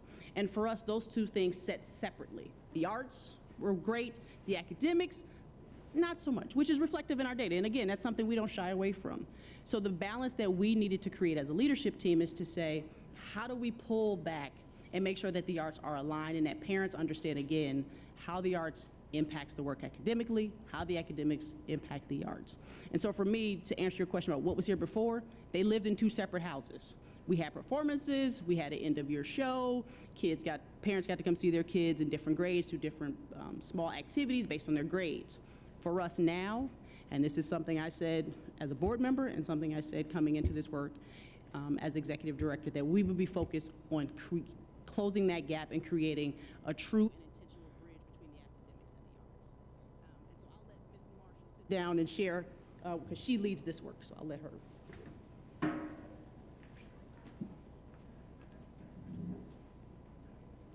Good evening. I'm Brandon Marshall. I'm the Arts and Curriculum Program Manager here for City Arts and Prep. I've been in the position since last year. It was my interim position, and this year is my first year in it full time. Before we transitioned into an arts integration model, we were an arts enhancement model. And the difference between the 2 is that arts was used to showcase what was learned in the academic classrooms. It was used as a final project, used as a showcase of sorts. There weren't consistent rubrics across the board for how the performances were measured and what their worth was weighed against the academic processes of the school and progress of the school. We've since then transitioned from arts enhancement to arts integration. The key thing about arts integration is that the assessments equally weigh the academic and the arts processes for each task completed. So you're learning your concept through the arts, learning your science through visual art as you mix the colors, learning your movement through dance as you go through that, the body systems. It's learning the concept academically through an arts process. And that's been our goal for these last 18 months and continues to be our goal. It is a 3-year phase-out plan, and we are currently in the process of continuing to train our scholars and our teachers and using the arts curriculum as capstone projects to backwards plan from their units into culminating arts projects that showcase what they've learned and how they've learned it throughout the quarter. So then 2 follow-on questions.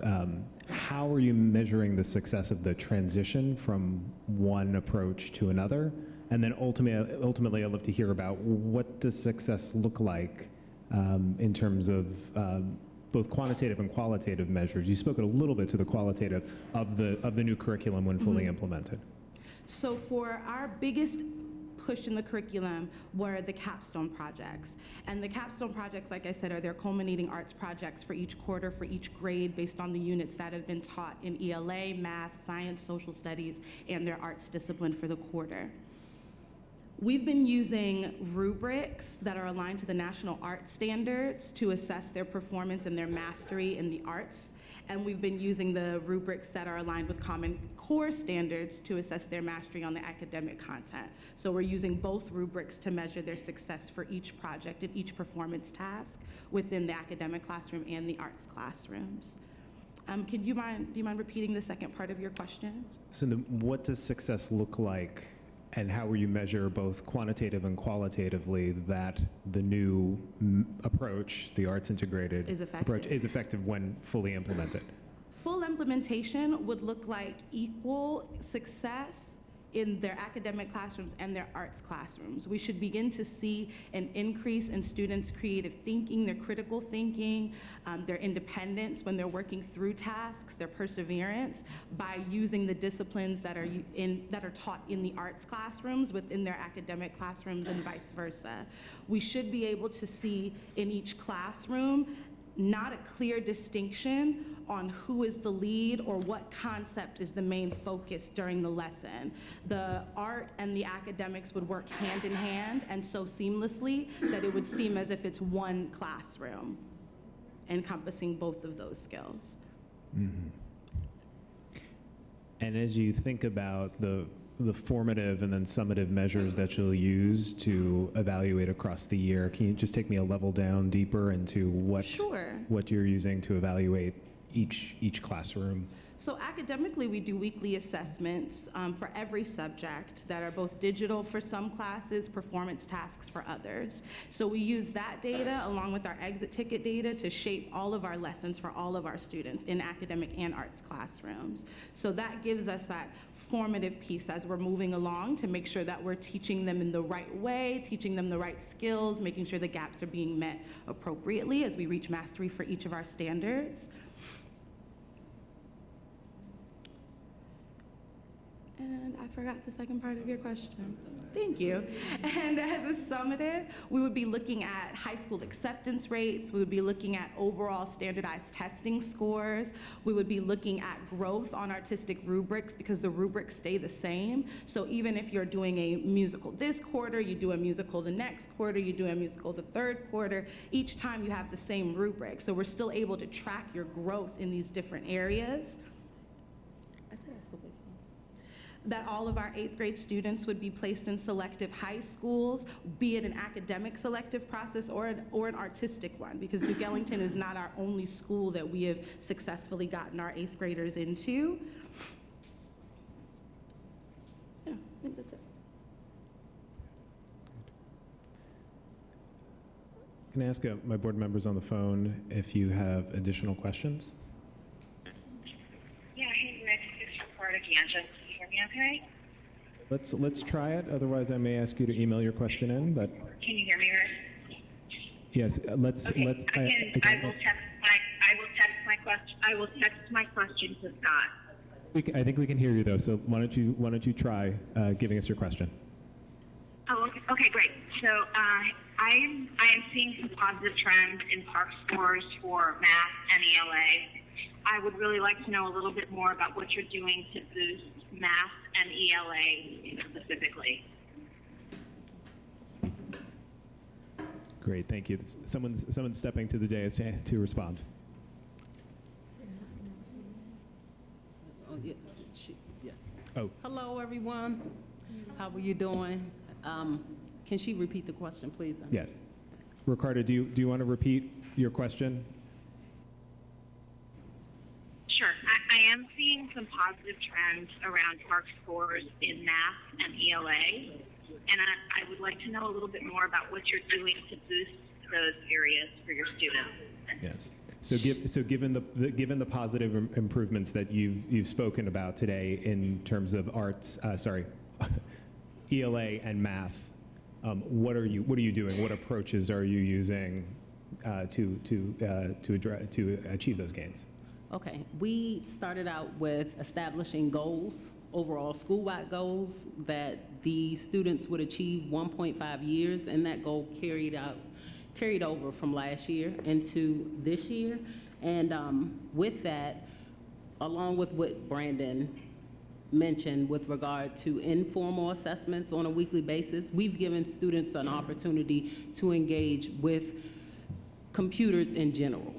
A major part of why the students didn't achieve success with the first implementation of the PARCC assessment is because most at-risk students don't have access to technology at home. So it may have been a barrier. So a part of the positive trend is giving students access to technology on a consistent daily basis. In addition to that, we've created an instructional protocol for ELA and mathematics that the teachers use within the classroom from K to 8th, and we've also implemented the use of the ECR curriculum.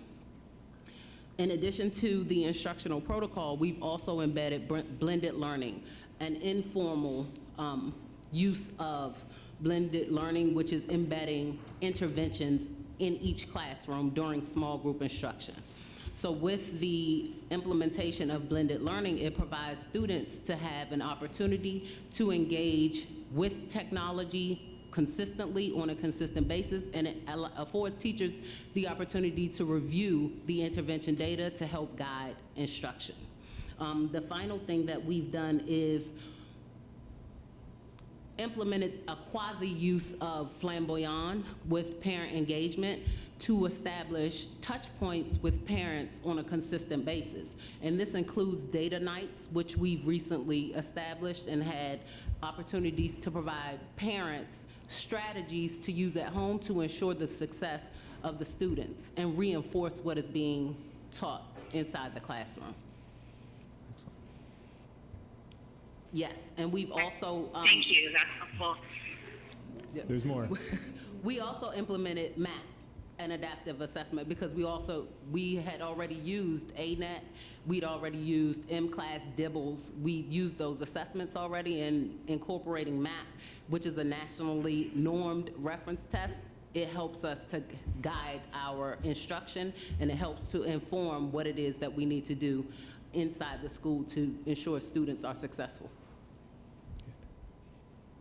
Ricardo, does that address your question? Okay. Yes, it does, thank you. I do have a question also for Brandon. I know Brandon is relatively new to the board, and I would like to know kind of what are the stamps that we see as kind of change in direction with the new board leadership? Sorry, can you repeat that question? I think we got about 80% of it. Okay. Yeah. What could we see as a marked change point with the change in leadership of the board at City Arts? What has changed with the new board leadership? Or board leadership. I think for me it is when we have our conversations with Lynette and Lakila, they're very data-driven conversations. I think for us it is, you know, we're very much worried about what the data looks like. You know, I spend a lot of my time here at the school talking to the leaders about exactly what is going on in the school. And so for me, it is about making sure that whenever we have our board meetings, whenever we have conversations, it is not just sort of fly by about what's going on. It is very in-depth conversations about the data, very in-depth conversations about how the students are progressing.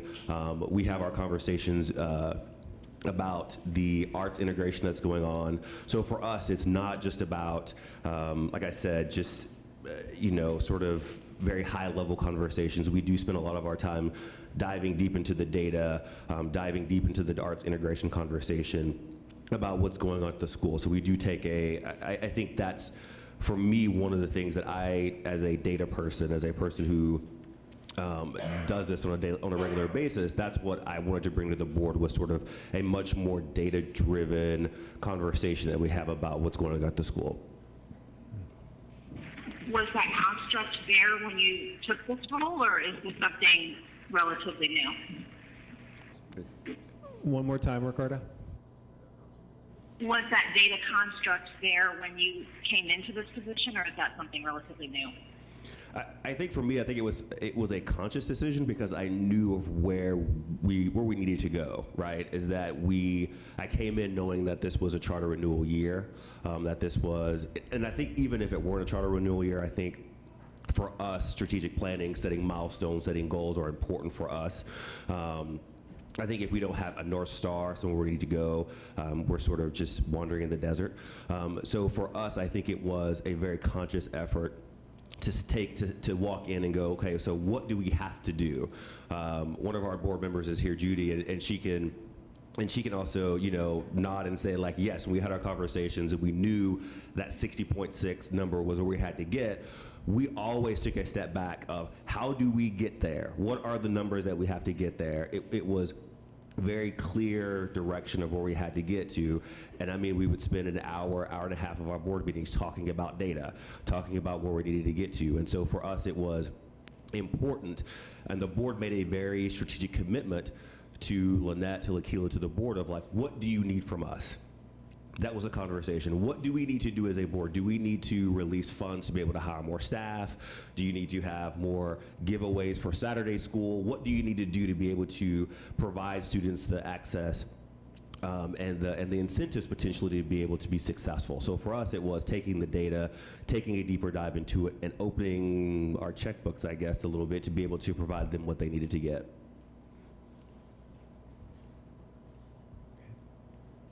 Ricardo, does that address your questions?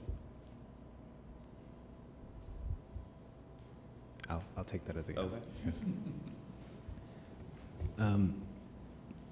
Brendan, you've talked now about the data orientation that you brought to the board, and what the new leadership of the school has brought. Earlier, there was a reference to some of the conversations that both PCSB staff and also board members across the last 2 years have had with the school about where it stands. And I just want to make sure that we state that that comes from a place of the same transparency around the data orientation.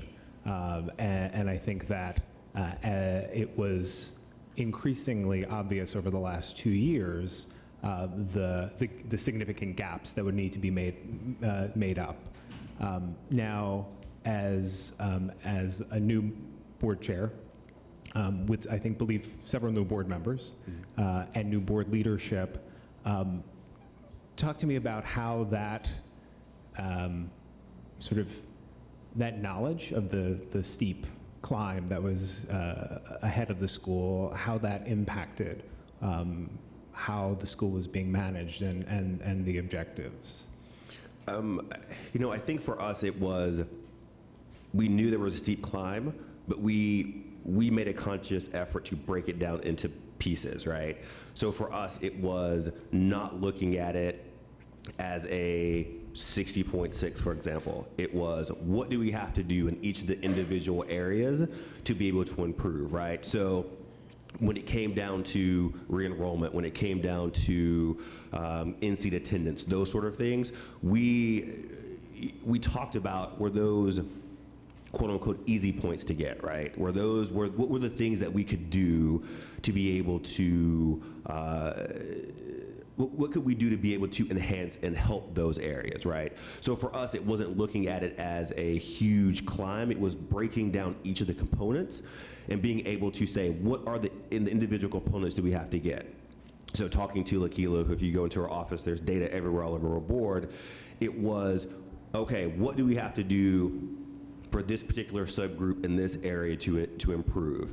What are the ANET scores? What are sort of the pre-assessments that you have? What do we see?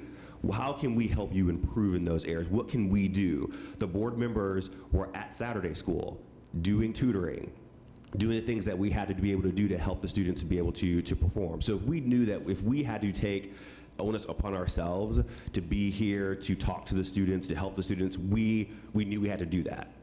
So for us, it was not, if you looked at it as a 60.6, you would go, that is a gigantic mountain to climb.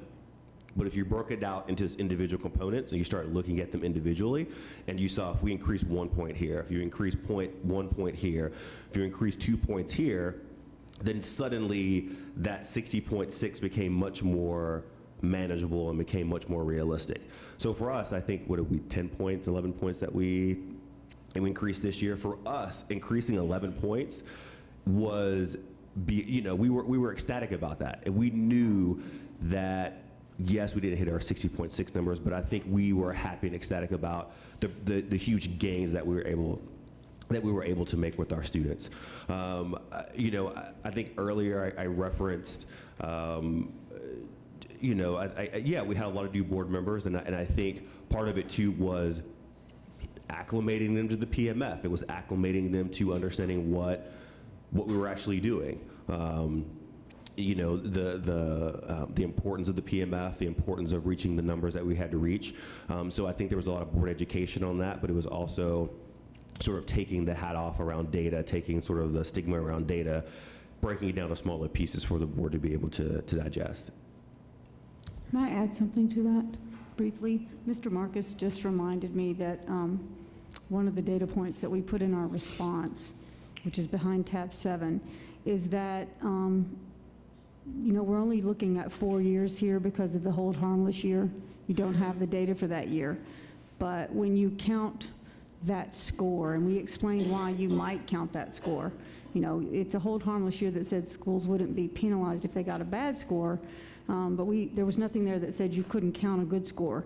If you did count that score, on tab 5, you'll see that the school, without even an at-risk adjustment, it gets to 49.3. So it gets within 0.7% without even doing the at-risk adjustment if you just count that score. So Mr. Marcus just reminded me of that. When the school had faced a 60, it is an uphill battle. But if you have 5 years, and you don't have 5 years here, normally you would have 5 years, but with the hold harmless year, we didn't count it. But if you do count it, then the school got to 49.3 without an at-risk adjustment at all. So it got very close to the 50. I just want to clarify that hold harmless provision was for schools that had in their charter goals that included the year 14-15. In the case of City Arts, your charter goals specifically excluded 2014-15, so there would have been no reason to use the hold harmless year. We also never published PMF scores.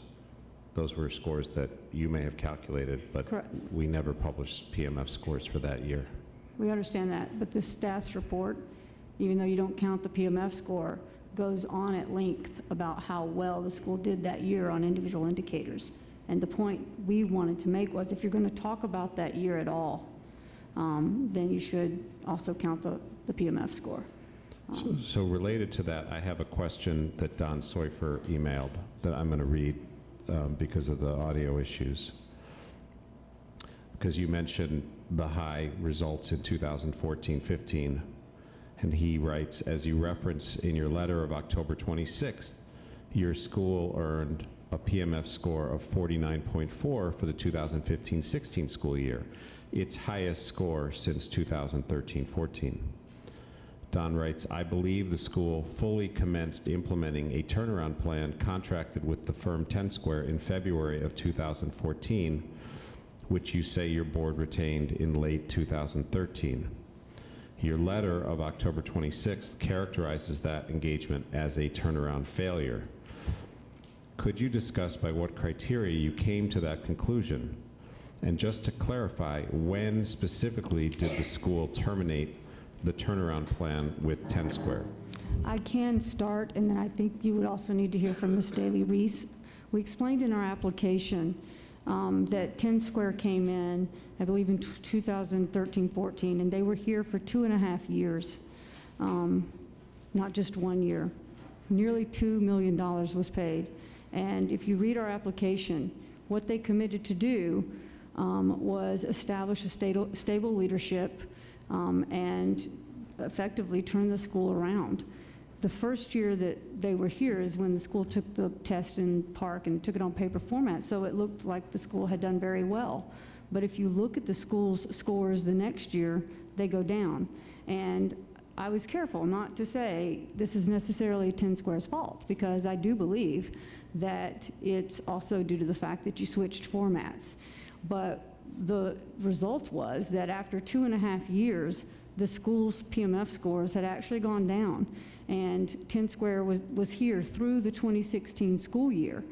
I was not involved in the decision to terminate 10 Square, but Ms. Daly-Reese was on the board at the time, and I'll let her address that. But the reason we described it as a turnaround failure is because when they left, having achieved those low scores in 2015, 2016, the last year, that low ELA score of 28, and we go on about this, is so heavily weighted in the PMF that it makes that 2016, 2017 score of 42 very hard to recover from. It actually affected 2 years. And so one of the reasons we characterize it as a turnaround failure is that it didn't actually turn the school around. When they left, it left a vacuum of leadership. That was a year when they had a temporary executive leadership. They had the worst scores that they received during that period. And it was only in the last year that Ms. Daly-Reese came off the board and came in to the leadership. And after 2.5 years, you would hope that the scores would go up. But I'll let her address the termination point. I just want to clarify that the 2 years that 10 Square was at the school, in 2014-15, there was no official PMF score, but you calculated a score of 60, over 60. And in 2015-16, there was a score of 49.4. And those two scores are the two highest scores that the school achieved over the 5 years, were the 2 years while 10 Square was here. So I think that's why Mr. Seufer is asking why the school terminated them and how they evaluated it as a failure. Right, the PMF for that second year may have been high, but the actual growth score for that year in English language arts was only a 28 during their last year. And when you have a growth score, it counts for, I think, 17 points on the PMF. It didn't just drag that PMF score down, but it is, if you look at our PMF for the next year, you'll see that that ELA growth score is what causes the dramatically low PMF score of 42. And so the reason you're right, we didn't calculate that PMF score. The reason we mentioned this is because the staff's initial report to us talked about how great the school did during the 1-year contract with 10 Square. And our point was to point out to the staff that 10 Square was actually here 2.5 years, and while it did have a year of great scores, it also, and it had 2 great PMF scores, but when you get that very, very low ELA score that we got under their leadership, it dragged that third PMF score down to 42, and it's just very hard to bounce back from that. But I'll let Ms. Daly-Reese talk about why they were terminated, because I was not here for that. So as a board member and serving as academic chair at that time, in my previous work before I became executive director, I worked with superintendents from New Jersey to Georgia doing the exact work I came to City Arts to do, improving schools, improving school districts. And so I was in the exact same business as 10 Square. So having come in with that lens and my work in the school district of Philadelphia, working at in secondary education, also working at the higher ed level, I was really clear about what turnaround means, what priority schools mean, what focus schools means. I'm really clear about that, which is why I was put on this board, which is why I became academic chair. And so as we got into the 2015-16 school year, and not only are we talking about the academics, we have to talk about the culture and climate of this building. We did not have a sustainable principal. We did not have a full-time executive director at that time. And so for us as a board, it was critical that as a part of their work, the phase plan that they gave us, that they would create the sustainability plan, which I have sold to school districts all over the country. They talked about how they would do this gradual release, we would provide support for teachers. All of the buzzwords were there. The thing that we found most disheartening was when I was in this building as an academic chair and walking the halls and talking to the teachers and talking to the staff of folks who are still in this room today. I have to, as a board chair or as a board member, I have to take that into account when I look at the financial investment they were asking us to make. In the summer of April 2016, at our board retreat, our team received a proposal from 10 Square for $3.7 million over 7 years, which is fine. I've given that proposal out. So I'm very clear about what that looks like. But what I had to take into account, what does that mean for City Arts? Can we, as a board, take that same funds and spend money in talent management, talent development, and academic resources? If we're talking about getting a 45, a 46, a 47, we got a 46, and we did that without 10 Square. So it's not as if we went from a 52, a tier 1 school, and we fell off the cliff and came back here as a 44. We basically flat in how we performed on our PMF scores. Did we grow academically? Yes, we did all of that. But could we take that same $3.7 million and invest it in a different way? That was a debate that the board had at multiple meetings in trying to resolve that. And what it came down to is, do we invest in ourselves? Because we live in a city with talent. We live in a city with teachers who are committed to the work. We have families who committed to our school. Can we take those same resources and build a sustainable leadership team? Can we build a can we invest in academics and curriculum and assessments? Can we do all of that ourselves? That was the final question. And as a board, we voted yes to do it ourselves. Thank you.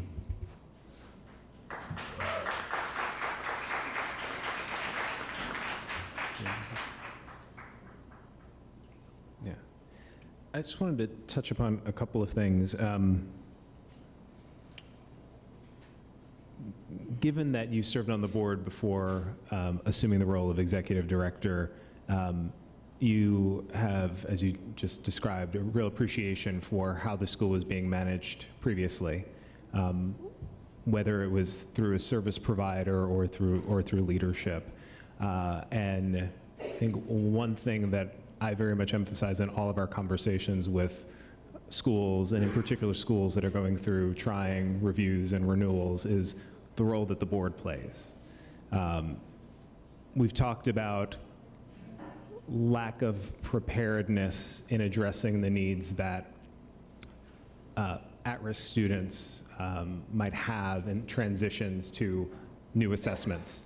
That none of us that do this work, including myself who spent a fair bit of time in schools, will deny the needs that many of our students in the city come to our schools with. But we also have a number of schools in the city that do very well by students with a lot of different demands and a lot of traumas. As a board and as a leader of the school now, how do you look out at other institutions that are seeing some tremendous academic, social, and emotional growth with students who have a lot of the same challenges that you've described many of your students and families as having? In my role as board chair, as you know, it's a governance piece. And so you come to a meeting, you ask the questions, you get a reply. It's a very different thing when you sit in the actual seat, because now you can really peel back the onion and ask the right questions. And for me, the first thing in my transition from being a board member to executive director was that I needed a strong academic team. I needed folks who understood, again, that we have to create a system that is by design for success, not by risk. So if we have 2 first grade classrooms, we were not gonna have a school that if you were in Mrs. Jones's first grade classroom, you were gonna have a very different academic experience than you were in Ms. Smith's classroom. Lakeela's idea around having an instructional protocol that everybody in this building would do, so that if you walked into a classroom at 11:35, you were very clear what was supposed to be happening at 11:35. So the first thing was about making sure we had the right talent, which is something in my board role I didn't really have control over, because we had an executive director, we had a team of a service provider in here hiring staff, firing staff, all those things. I think the other thing that was that I look at is from my experience across the superintendents that I've met with and done work for and had partnerships with, is saying, first, what is our partnership with parents? Because they're critical. Yes, our kids spend a great deal of time here with us, but the question that we have to ask, how are our kids supported at home? Which is why we have interventions that kids can use, not just when they're in this building, but when they go home and over the weekend. They can get online, they can get on their cell phones, they can get on ANET, they can get on Smarty Ants, they can get on ST Math. So one, making sure that parents had access to the information so that they could support kids is a best practice that we're doing. Another thing is that it's important is looking at our data. What assessment tools are we using? We've always used ANET. ANET is only part of the process when you're looking at how to measure kids' growth. Yes, it's a standards-based assessment, but it doesn't tell us how kids are moving academically. And so that's why we talked about transitioning to MAP as an important indicator and measure. Our internal measures with our exit tickets and things we do for our informal assessments. We're not doing anything that other schools who are doing and being successful at, we just weren't doing them with the greatest amount of fidelity. And that is the expectation we have for our teachers now. There is no exceptions to the rule. You have to follow the instructional protocol. You have to have your data dashboard done. You have to do your lesson plan. Like, those things are critical to how schools improve. So partnership with parents, looking at data, holding teachers and staff accountable for the work. All things that in my board capacity, I couldn't do, but I could very well ask those questions. Now I'm in control of the implementation and the fidelity of that, and hiring the right people and making sure people are on the right seats on the bus. All of those things, which those high-performing schools do, we have to do better and continue to have fidelity around and be very intentional about the system we create. Is it perfect as we sit here today? Not at all. Do we have more work to do? Yes, we do. But are we making the progress and closing the achievement gap for the kids and the families that choose us? Yes. Quickly, in that vein, I think it's important to clarify for the record, we acknowledge the challenges that come when students live in adversity and how hard it is for many of our students. That's why the city gives more money to schools that have high at-risk populations. I do want people to understand we have 11 schools that have higher at-risk populations than City Arts that were Tier 1 this year. We had 17 last year. It is possible, and that I don't like actually comparing schools. I know that was a part of your presentation, but I think it's important to talk about what's happening at this school. But I think people should understand, for the PMF, for our at-risk students, there are schools that are able to do that, and I'm very uncomfortable with the idea that at-risk students cannot achieve at that level. So we agree. Ricarda, Naomi, and Don, one more opportunity if you have any questions or comments. No, thanks. No, thank you, Rick. Great. All right. Okay. All right. I think thank you for all of your, again, for the work that you guys have put into preparing your response and your analysis, and also for answering all of our questions. I think at this point, we would like to welcome anyone. I have a list of witnesses who would like to make statements this evening. I'm going to pull that up. And we're going to ask that everyone stick to 2 minutes so that we can get to everyone this evening. However, any written or emailed comments, both if you're able to fully deliver them or if you're not able to deliver them, and as well, if anyone in the room has fellow parents, fellow staff members who would like to submit public testimony, you have until end of day on Friday. So first witness, I only have an initial, L. Spicer. I'll ask for maybe 3 at a time to come up, if perhaps you all can make room for them. L. Spicer, Aheen Brown, and Erica Farrell.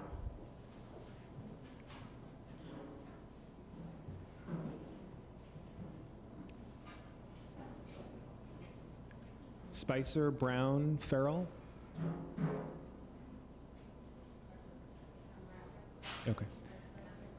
All right, and then we have Mrs. Banks Mackey, Mrs. Newsom, Mrs. Duval, if we can just get in line. Thank you. And,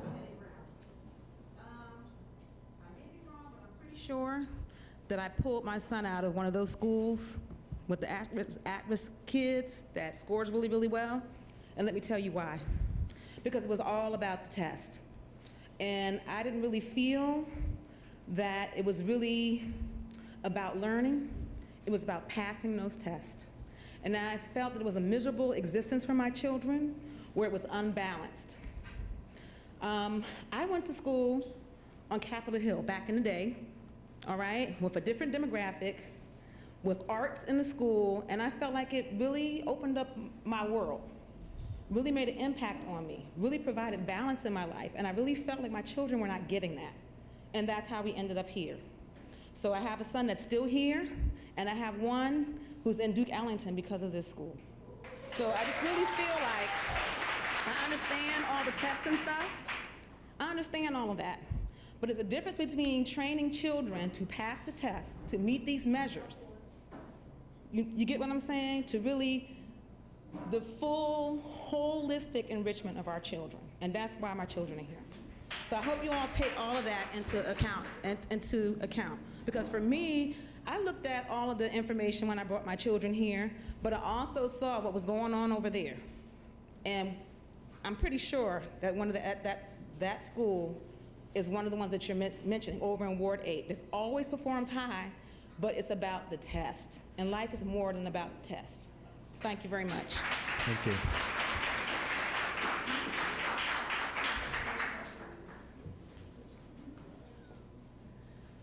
Good evening. My name is Lene Spicer, and my daughter is a student here, and she's been here since pre-K, and she's in the 6th grade now. And basically, I've kept her at this school because of the art curriculum as well as the academic curriculum. And my daughter is a very bright but challenging young lady. I'm pretty sure everybody in this school knows her. But I think that the component of the arts has helped her academically as well, because without that component, I don't think that her learning level would be where it is.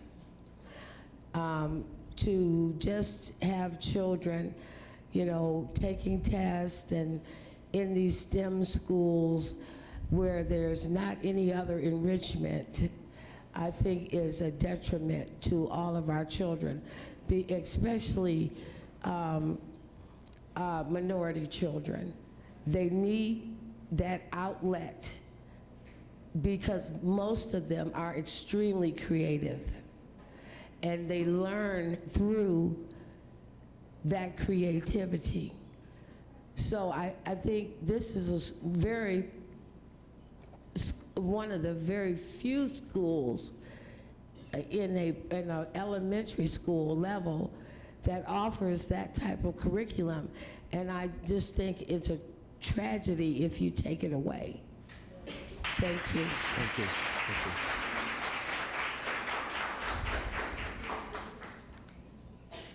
you. Good evening. My name is Erica Farrell, and my son graduated from City Arts in June 2017. I started my son off at the DC Prep campus next door prior to coming to City Arts. And that is one of your top tier 1 schools. However, my son struggled terribly, socially and academically. He struggled.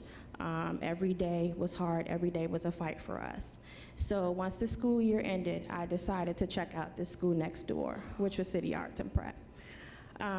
Fast forward, my son got a lot of support here, and in particular the arts program opened up a door that we didn't even know, a gift that we didn't even know that my son had, and that's a passion for theater and the arts.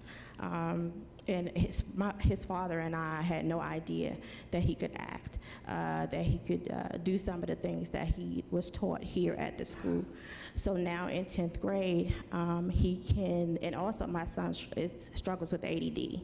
So now, fast forward in 10th grade, he's able to independently write a movie script. He can, yeah, he has a 3.0. And he's we're also looking at schools colleges that he wants to attend in the future for theater. He is determined to be the next Tyler Perry, and we owe that, and we owe that to City Arts and Prep. And lastly, I won't be long.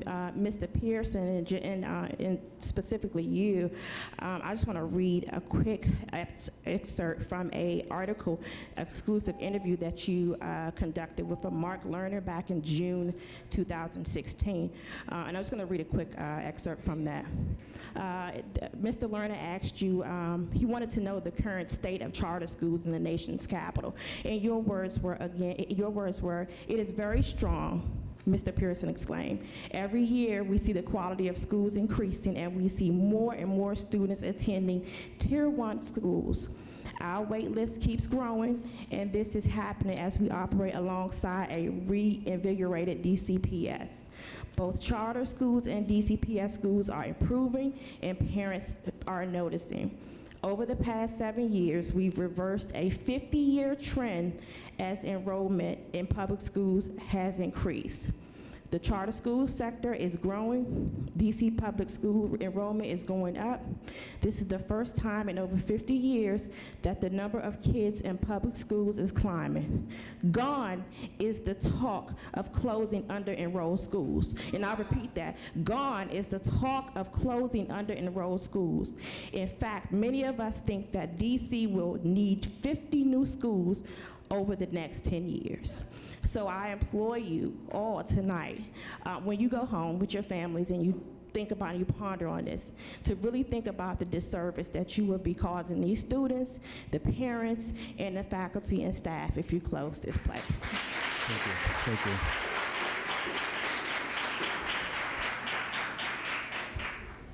Good evening, everyone. I have a story to actually tell. I have a child that attends this school that everybody knows. We came to this school after my daughter was actually attending a Tier 1 school, and again, I agree with the parent. It was robotic. They focused more on making sure that she understood how to circle, to color in what circle, to make sure that she was able to pass the testing so she could be able to help get the funding that you guys need in order for you to stay open. However, you were stealing away my daughter's personality. My daughter's personality is humongous, and I had to figure out what was I gonna do with this child that is visually impaired at the age of 1. And now she has to go into a society of someone to be able to accept her for who she is. I was told by another parent about this school, and I watched her child go to this school. Her 2 sons actually go to this school for maybe 2 years, and then I made a decision to bring my child to this school. When she came to the school, we found out that her chatter was actually an actress. She's actually able to explain and articulate everything around her, what it is, how she can do it.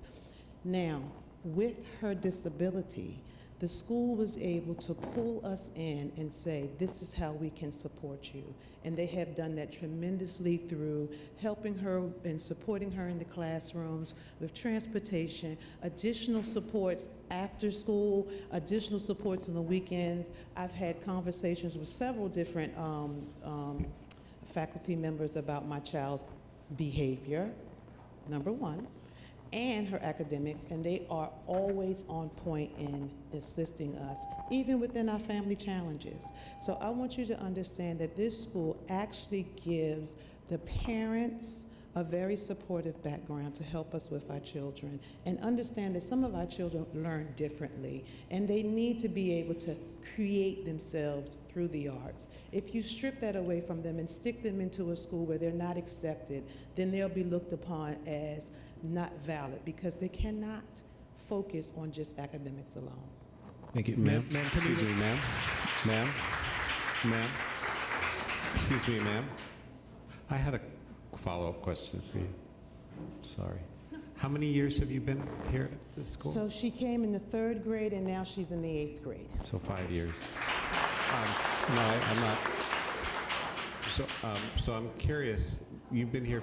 No, that's okay. No. I'm so sorry. We saw some of the data that said that for many of the years that you were here, 1 out of every 3 families chose not to return the next year, and we also heard that that's gotten better, but that still about 1 of every 4 families children each year choose not to return.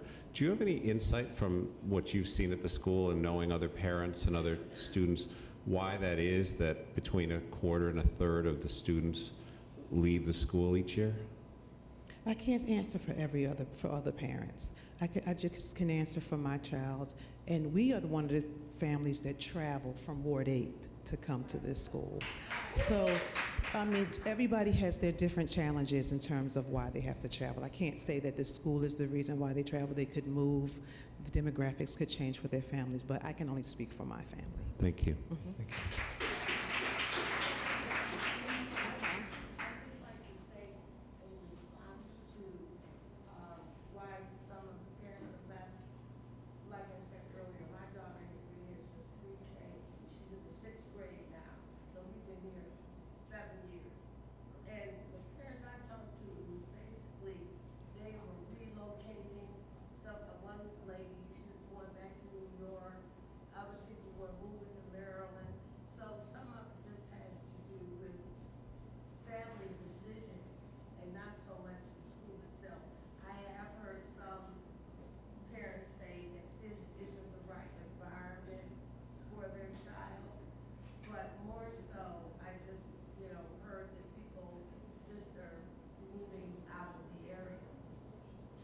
Thank you.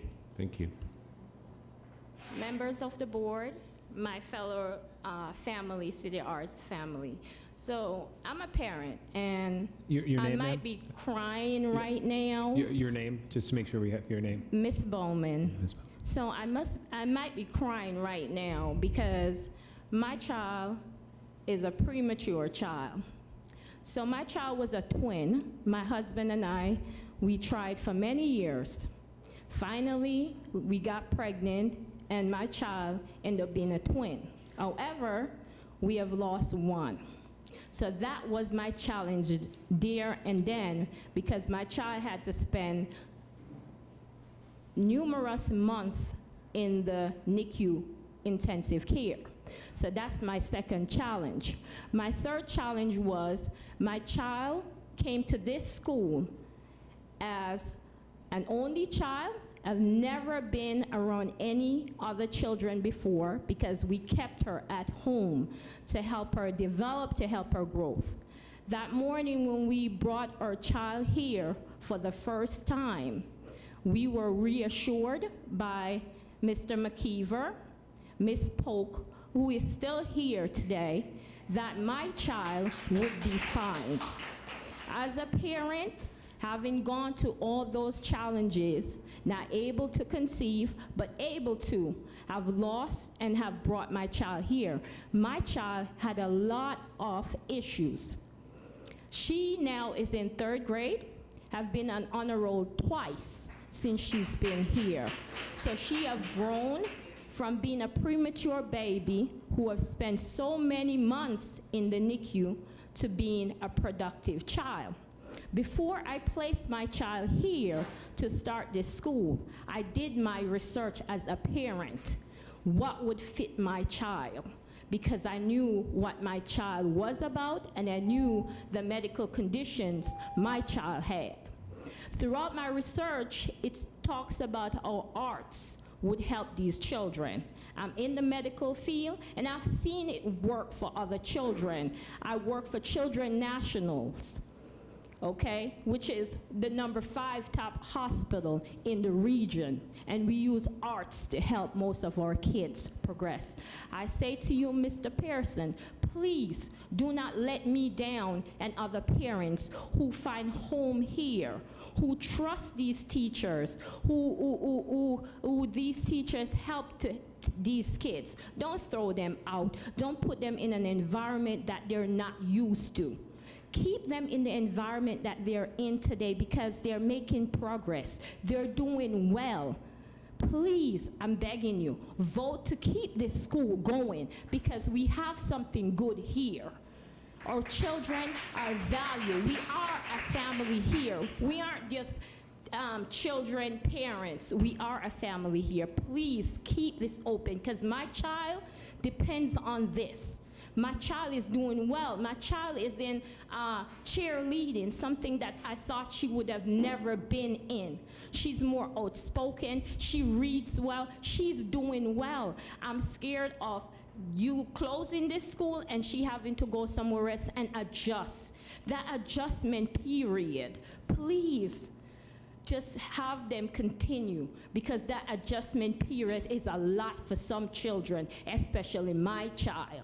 So please, I'm asking you to just vote to keep this school open. Work with us. Come in, be with us so that we can grow together. These children, we should. Thank you, ma'am.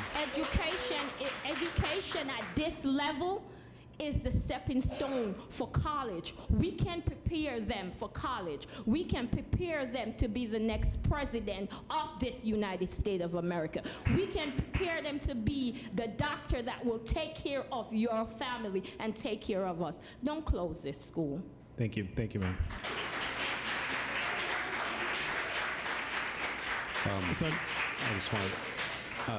I just was asked to correct the record that when I cited the re-enrollment rate, we take out of the calculation anybody who moves out of state. So when I said 1/3 to 1/4, those are people who stay in the state, have chosen not to return. Thank you. So I just want to make sure I'm holding to the list of folks who signed up. Not to. So Mrs. Banks-Mackey, Mrs. Newsom, Mrs. Duval, Mrs. Berlin. If you're not one of them, you can go, but I just wanted to make sure we've got the line forming. I'm not one of them. This is really sporadic for me. My name is Unique Bryant. I am probably, if not the only one of the longest parents that's been here. I have 3 children. One is in the 11th grade. She started here in kindergarten and she left in 8th grade. I mean, after 8th grade, I'm sorry. She graduated from here and went on to Duke Ellington. She was an exceptional honor roll student the entire time. Then I have a 12-year-old who started here in pre-K 3, and he's still here. He's in the 7th grade now. Again, another theater major. And now I have a baby girl who's 5, and she's in kindergarten here now. So through all the challenges and everything that this school has endured, I've been here through it all. And it's definitely been the place for my kids. I chose not to leave through all the adversities because they have grown exponentially here. Again, my oldest, Duke Ellington, the arts has definitely molded her. Like one of the other parents said, I didn't know initially until I saw her on that stage that she excelled in theater. Like, I was like, wow. You know, I was amazed by it, but also able to, you know, this is one of the schools that have the longer school day, and she still upholds that GPA as well. You know, she takes both elements very seriously, and it definitely carried on with her to Duke Ellington, where she still has another 8 to 5 school day, and she's still a honor roll student. So the teachers that's been here, that's been molded, and I've seen them. My son's kindergarten teacher, Ms. Kinsler, is still here. I actually begged for her to be my other daughter's teacher at one point. There's quite a few. I can call them by name. I talk to them on the phone. We have group me messages. They tell me personally what's going on with my children in this school. And they're not an issue. It's not an issue if I ever have any questions, comments, concerns, whatever the case may be, it's always addressed. It's always handled effectively. This school is definitely a great place for these children. Thank you. You are. Thank you.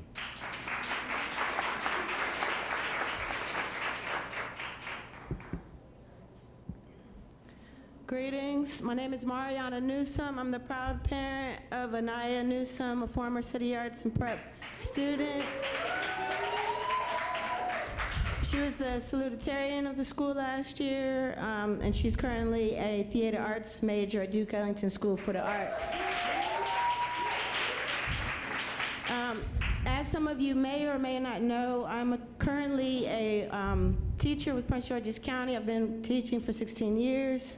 I'm also a professional lighting technician and follow spot operator with the theater at MGM, the Howard Theater, and Howard University's Crampton Auditorium.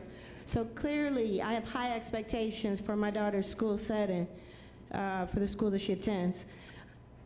Since Anaya Newsome is a natural entertainer, it was imperative that I enroll her at a school that excels in the arts, appreciates and enhances the arts and creativity. Let the record be reflected that City Arts and Prep teachers and the arts department go above and beyond in showing students that they care about and ensure all of them that they can achieve their goals. The staff members here at City Arts are highly qualified, dedicated, and talented.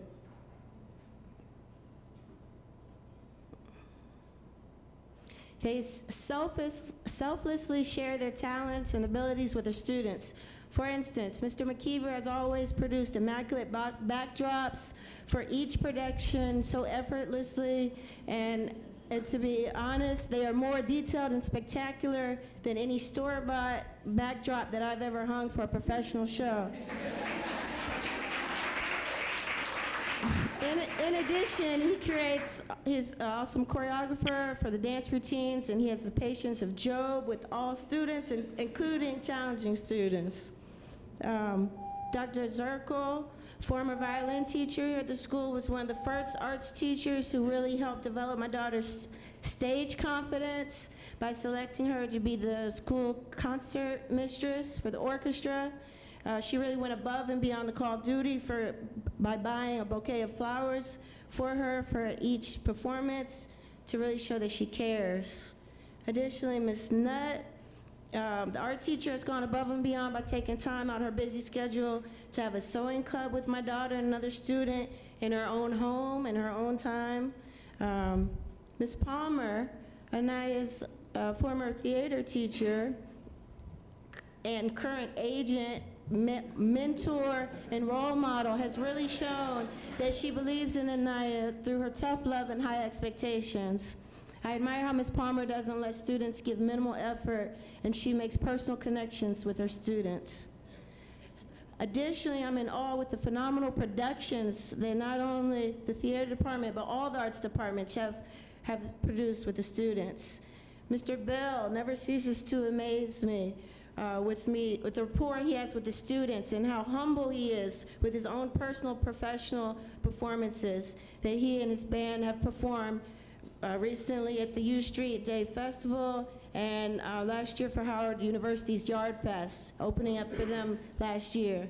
The students at City Arts are fortunate to have the magnitude of talented, creative, hardworking teachers that are here at City Arts, especially considering how unique City Arts is with being the only arts school catering for pre-K to 8th grade students. It is clearly quite a gem that the city cannot afford to lose. Thank you. Thank you. All right. So we've got Mrs. Duval, Mrs. Berlin, Marquetta Davis, Ms. Lawson, Deshawn Brooks. Next five up. Hello, I'm Ms. Lawson. And my two sons, Timon and Tehran, have attended this school since school year 2006-2007. My son Timon graduated last year and now attends Thurgood Marshall Academy.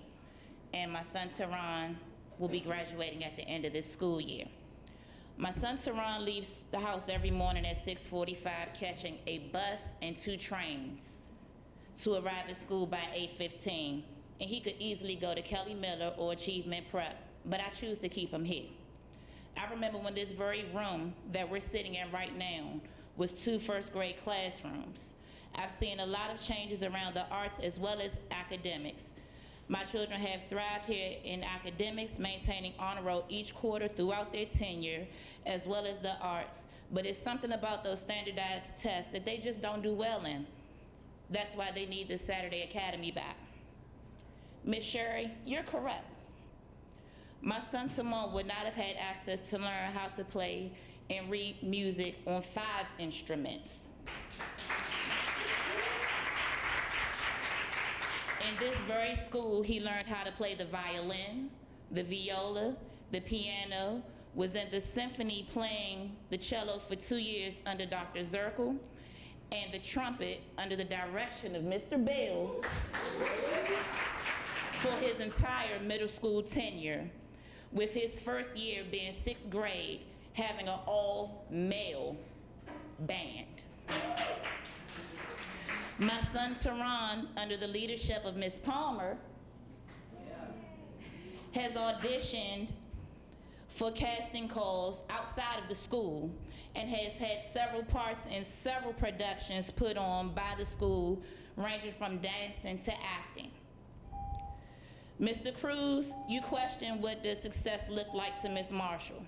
Success for my student looks like Thurgood Marshall Academy, which is a blue ribbon Tier 1 public charter high school in DC, and he is currently in his 2nd school year playing the trumpet at Eastern Senior High School on the blue and white marching machine.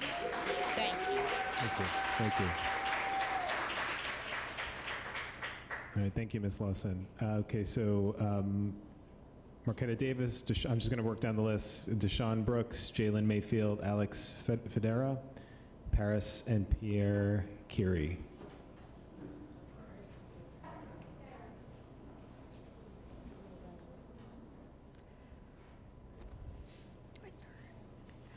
Hello, my name is Alexandra Fedorova, and I am a former student of City Arts and Prep. My family moved to DC during my 6th grade year, and I was at City Arts and Prep through 6th grade to 8th grade. Thanks to the visual arts class in City Arts and Prep, I was able to audition to Duke Ellington and got in. Unfortunately, due to family circumstances, I was not able to go, but thanks to the school, I had the opportunity. I did get into Elizabeth Seton High School with a scholarship due to my academics here.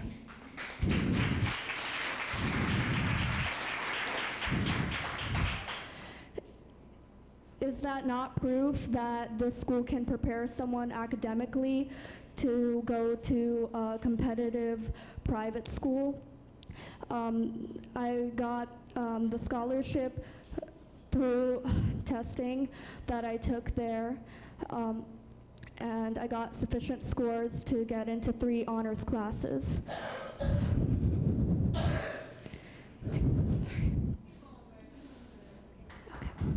Sorry. When I came to City Arts and Prep, I drew what I loved, but when I left, I learned to love to draw. Thank you. Thank you, Alex. Thank you, Alexandra. Hi, my name is Deshaun Brooks. I've been going to City Arts and Prep for 2 years now.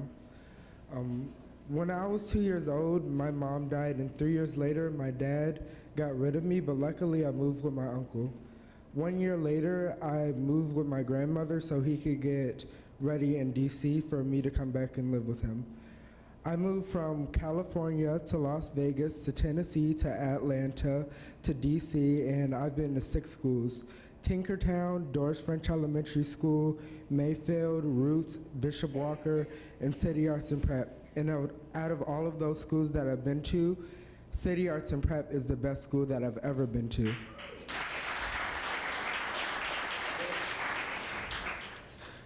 Last year, things were going wrong for me, and sometimes I was thinking about killing myself or doing something mean to myself.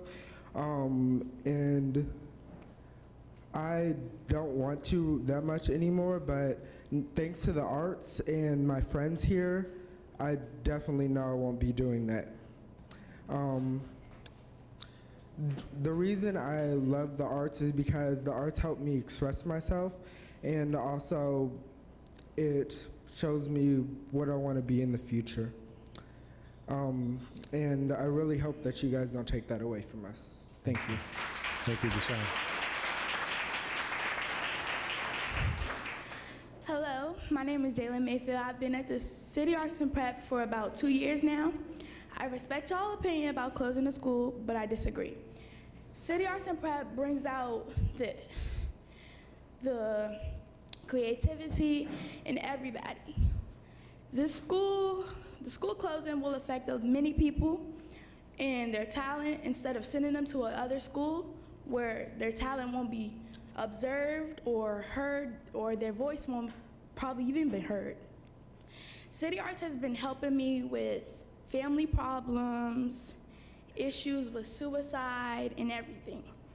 The arts and the administrators have helped me with that. I am not in that stage anymore because of City Arts and Prep. City Arts and Prep has saved my life and many others. And if you took that away from us, imagine what would happen. Thank you. Thank you. Thank you, Jordan. Hi, my name is Paris Kearney, and I'm an 8th grader at City Arts and Prep. City Arts and Prep has been my home away from home since pre-K. It's been the only school I've known for the past 11 years, which means I'm more than qualified to tell you what a great school it is.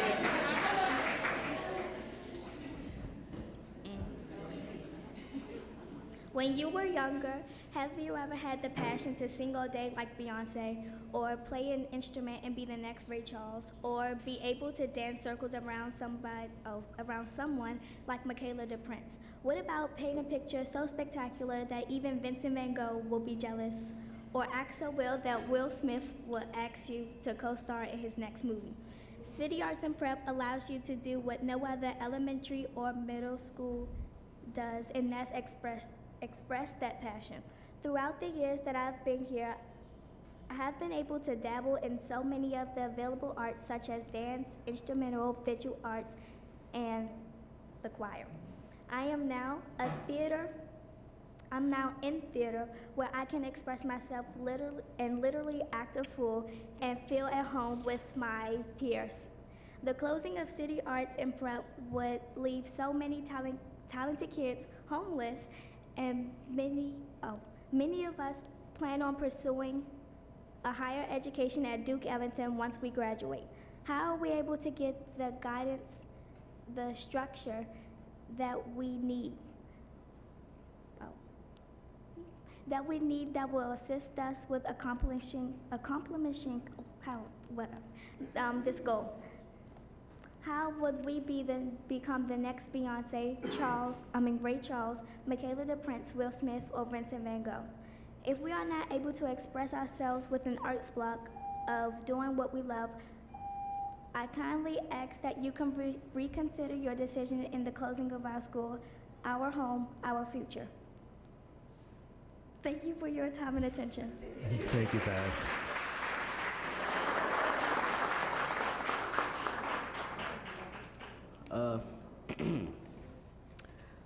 Good evening, everyone. My name is Pierre Kearney Jr. I am currently a junior at Duke Ellington School for the Arts and a graduate a graduate of City Arts and Prep. I attended a regular school for 2 years, and my talent of wanting to shine was so evident that at the age of 4, my kindergarten teacher recommended that my mother take a look into enrolling me in an up-and-coming school of performing arts known as Wedge, which was the previous name of the school. But here, I got a chance to shine and perfect my craft in theater by working alongside peers who had the same passion. This school prepared me for my next step in life, high school at Duke Ellington. I endured a rigorous 3-day audition where on the 3rd day, without auditioning, my name was one of the many names that was called. We were told if I had called your name, we have seen enough to make our decision. Thanks to many years of perfecting my craft at City Arts, I can say that my outcome was positive. City Arts is the only school in DC that is a performing arts school that allows students to attend at no cost. I wanted to pursue acting when I was younger and was told by Disney that I could have a future in acting for $10,000. But you know, my family ain't had that kind of money for acting lessons, man. I mean, $10,000, you jazzing it. All right. Here at City Arts, you get lessons that are free, lessons that can help prepare a child for their future. Even though I am no longer a student here, my former teachers still reach out to me with auditioning and performing opportunities. They even assist me with rehearsing for them. Closing City Arts and Prep would be a huge mistake. I ask you to please not make that mistake. Thank you. Thank you. Thank you, Pierre. Good evening. My name is Mitchell Battle Jr. I am 16 years of age. I attended City Arts and, well, not City Arts and Prep. I attended William E. Dorr Jr. Public Charter School for the Performing Arts when I was in the 1st grade. So, you know, I was a theater major for many, many years. Had a couple of leading roles in each of the plays. Shall I keep going? Oh, I know, like, I don't attend Duke Ellington. I tried, but my dream was crushed, like, on my birthday. So that made me give up, but going here built my confidence right back up to, like, really get back into the industry of acting. So for you guys to sit up here and tell us, like, to destroy something we built together as a family is really, like, heartbreaking for us, because everybody in this room that I know seen me grow up from a little boy who had no confidence, a little boy who cried for everything, like a little boy who couldn't really do nothing without getting scared. And now to hear that this little boy's family is going to be broken apart is just heartbreaking. So I don't even have much more to say. I'm just going to give y'all what I just said, but I just hope y'all don't destroy my family. That's all I have to say, and that's all I'm going to say. Thank you.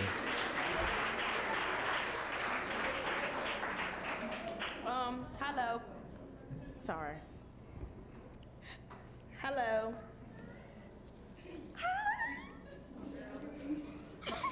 I'm sorry. I'm Tajay. I graduated 2016. Yeah, 2016.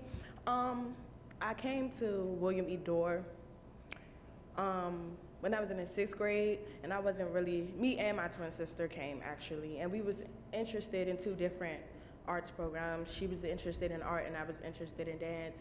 And my sister, well, I would like to speak about my sister. Like, my sister, she was very shy.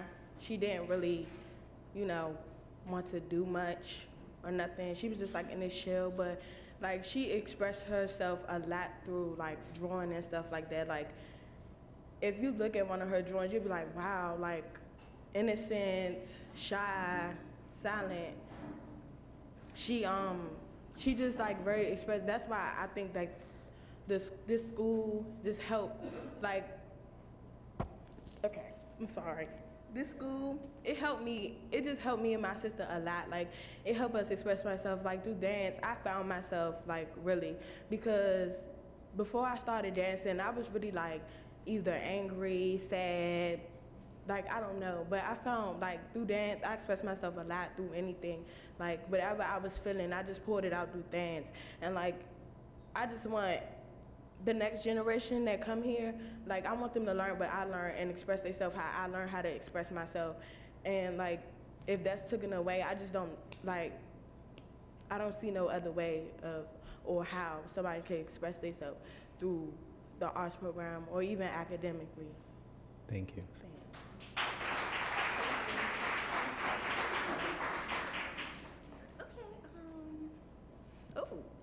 real close. Hi, my name is Jordan Kofer Bryant. I guess I'm an alum. Yeah, I'm an alum from when this was William E. George Jr.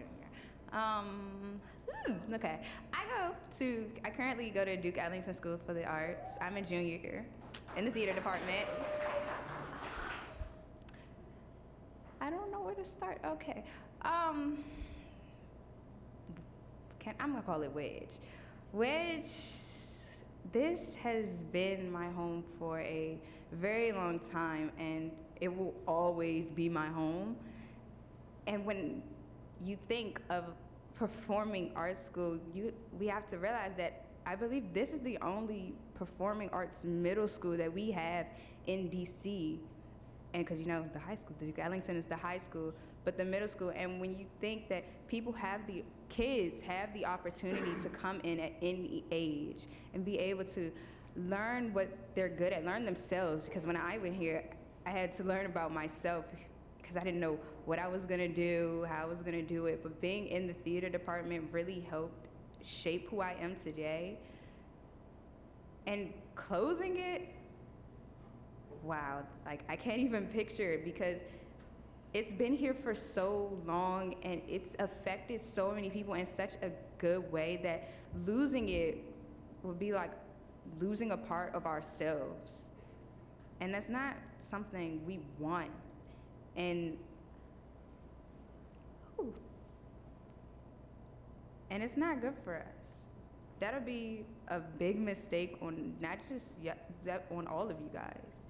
And it'll be a mistake on us too because we let it happen and we don't want that to happen. Thank you. Thank you.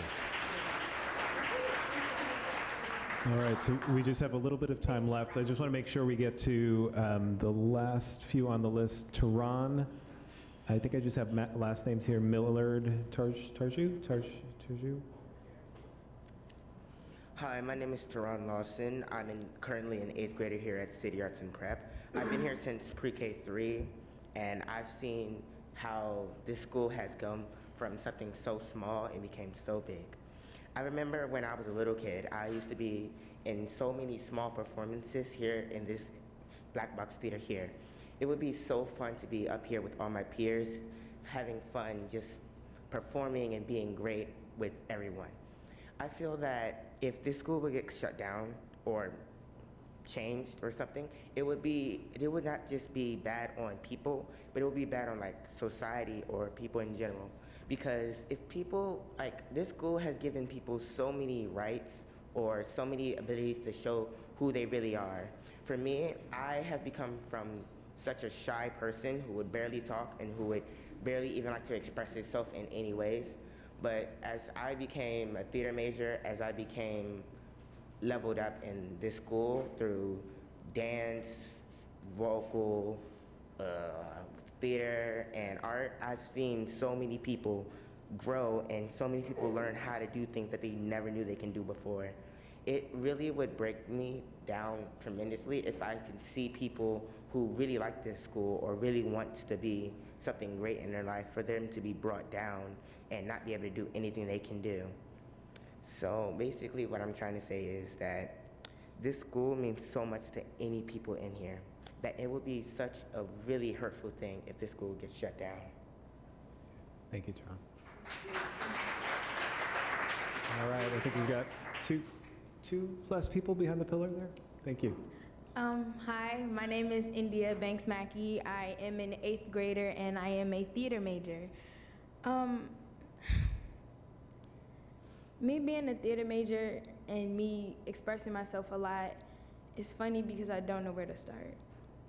And to be honest, I can't even bring myself to read what I wrote, and I just want to speak from the heart because nothing I write down is going to be genuinely from the heart. It was something that, it was an idea, it popped in my head and I wrote it on the paper because it sounded good. City Arts and Prep has empowered me to do a lot.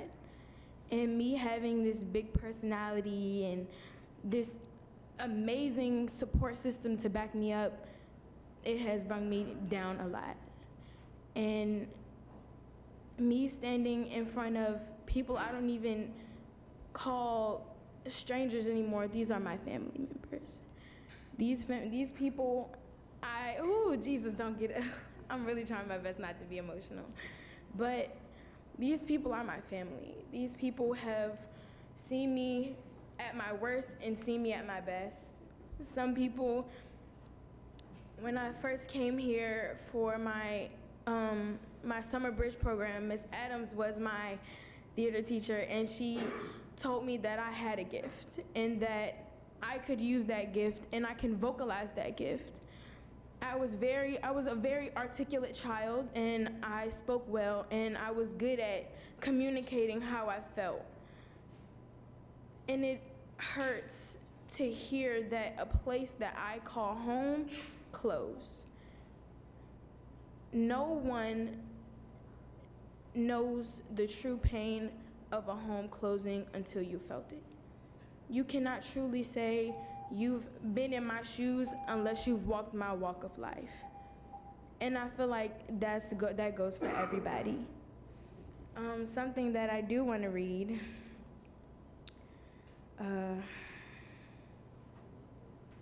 was why it is important for the arts. What the arts is. It is the ability to generate ideas and communicate them effectively and essentially in a workplace. That means whatever you're good at, if you're good at speaking, if you're good at dancing, you can take all these emotions and all your walks of life and you put that in your art. And Ms. Palmer and Mr. Kennebrew and Mr. Bell and Ms. Nutt, all of them teach all of us how to do that instead of going out and making dumb decisions like suicide and self-harm. So hearing that a home, a place that I felt comfortable, closed, really hurt. Thank you. Thank you.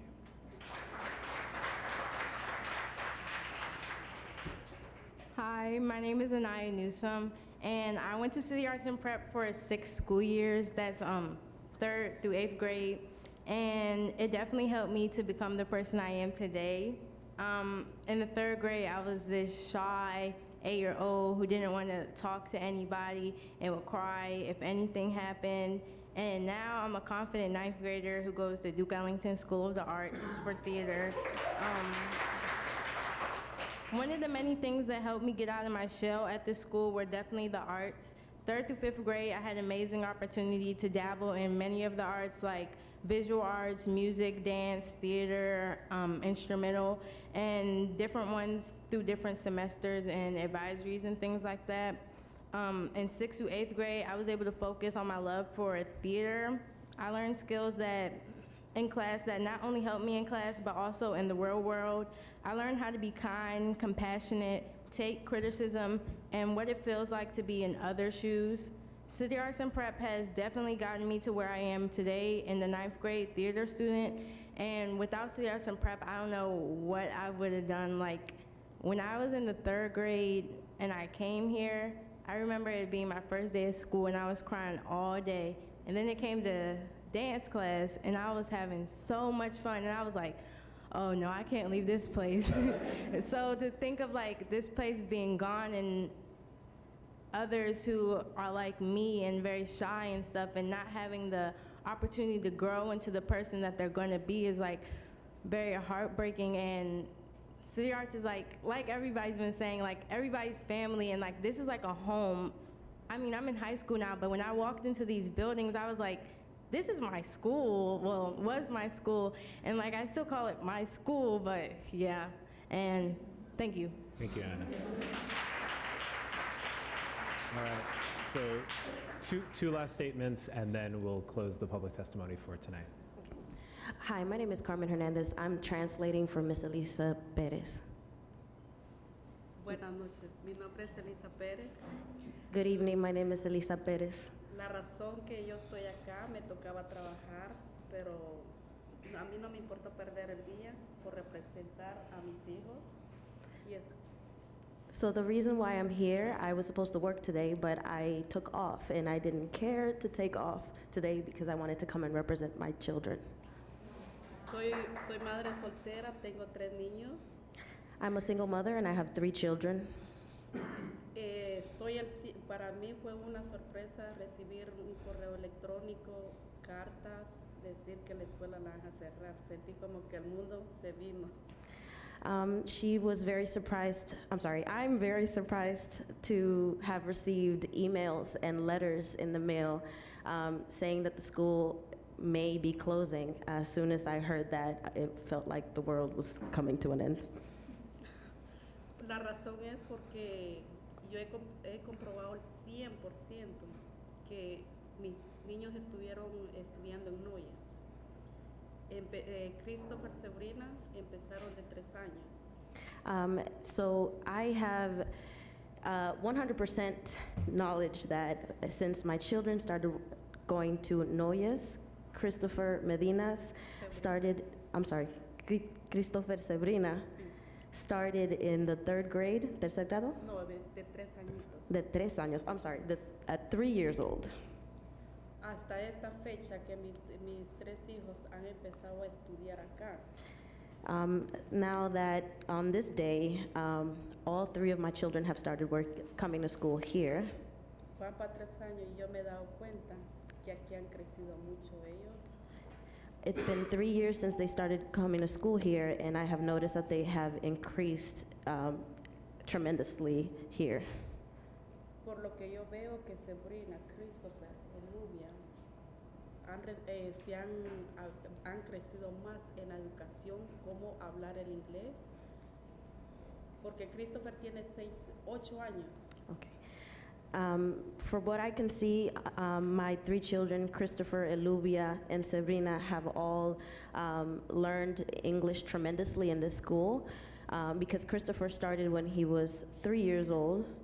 No, cuando empezó como de 2 años, para 3 años van a esta escuela. Okay, so they've been coming here for 3 years. Y yo me he dado cuenta que Sabrina tiene 6 añitos. Ella no sabía escribir su nombre, ni Christopher. Neither Sabrina nor Christopher knew how to write their names before they came to the school. Sabrina is 6 years old. Y a Eluvia le costaba hablar también, habían dificultades para hablar el inglés, más que todos los 3 ellos, pero me he dado cuenta que aquí sí les enseñan bastante a ellos, les dan la educación correcta como debe de ser.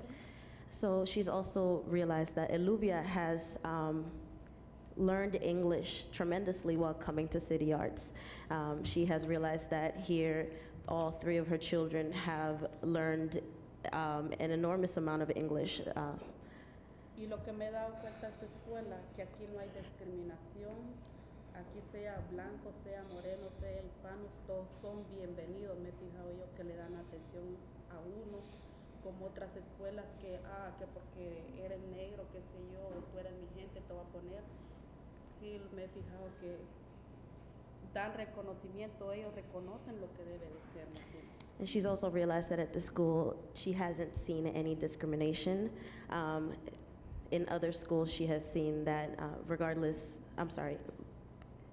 here, she has seen that regardless of your race, background, or ethnicity, you receive the same kind of education all across the board, whereas in other schools, she saw favoritism for certain ethnicities. She saw favoritism for certain races. Entonces yo estoy agradecida con ellos, pero es un error que vayan a cometer de cerrar la escuela porque la verdad, como otra escuela como esta, creo que no la encontramos en un lugar, en mi opinión. She says that it would be an error for us to close down the school because she hasn't seen any other schools like this one, in her opinion. Es lo que quería decir, pero sí han crecido ellos mucho y yo estoy agradecido con ellos, especialmente los maestros que son de mis hijos. She's very thankful to her children's teachers because she has seen the progress and it has been exponential. Thank you. Gracias. All right. So I'm gonna bring us to a close. Could I just make one quick comment before you close? Would that be acceptable to answer just one question that Ms. Barreda raised? Yes. I'll be very brief. I'd just like to address a very legitimate concern you raised, which is, I heard you express some discomfort with the argument, the at-risk argument, that in some way it suggested that we would hold at-risk children to a lower standard and not hold them to the same high standards you would hold any kid to. And I think we can all agree that all children should be held to the same high standard. But what I want to point out is I think that's a very different point than the demonstrable, documented fact through PCSB's own study that there is an at-risk bias. I think it's important to disengage sort of the shared philosophical value that we all have, which is that all children should be held to the same standard, with a demonstrable statistical bias, which particularly in a high-stakes decision should not be ignored. Thank you. Stephen, I would just ask you to think about the consequences of your argument for what standards we would hold all schools in Washington, D.C. to. All right, so a couple of last points here. First of all, thank you for everyone who stayed as long as you have, in terms of being able to offer their thoughts and testimony and heartfelt stories this evening.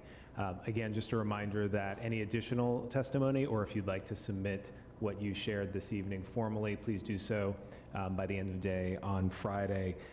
We will be, as a board, considering all of the information that you shared across today and the many binders of information. Okay, can I just finish up? Oh, what's the best email address for submission?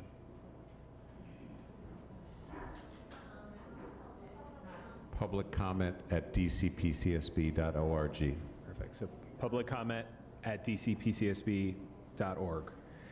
We will be taking this up for a vote at our December meeting, which will be at the PCSB offices on Monday, December 17th. Okay, we have, what? Hi, I'm so sorry. I just did not let this opportunity pass by. I am Mrs. Talithia Palmer. I've been here at the school over 10 years. I am the theater teacher here at City Institute.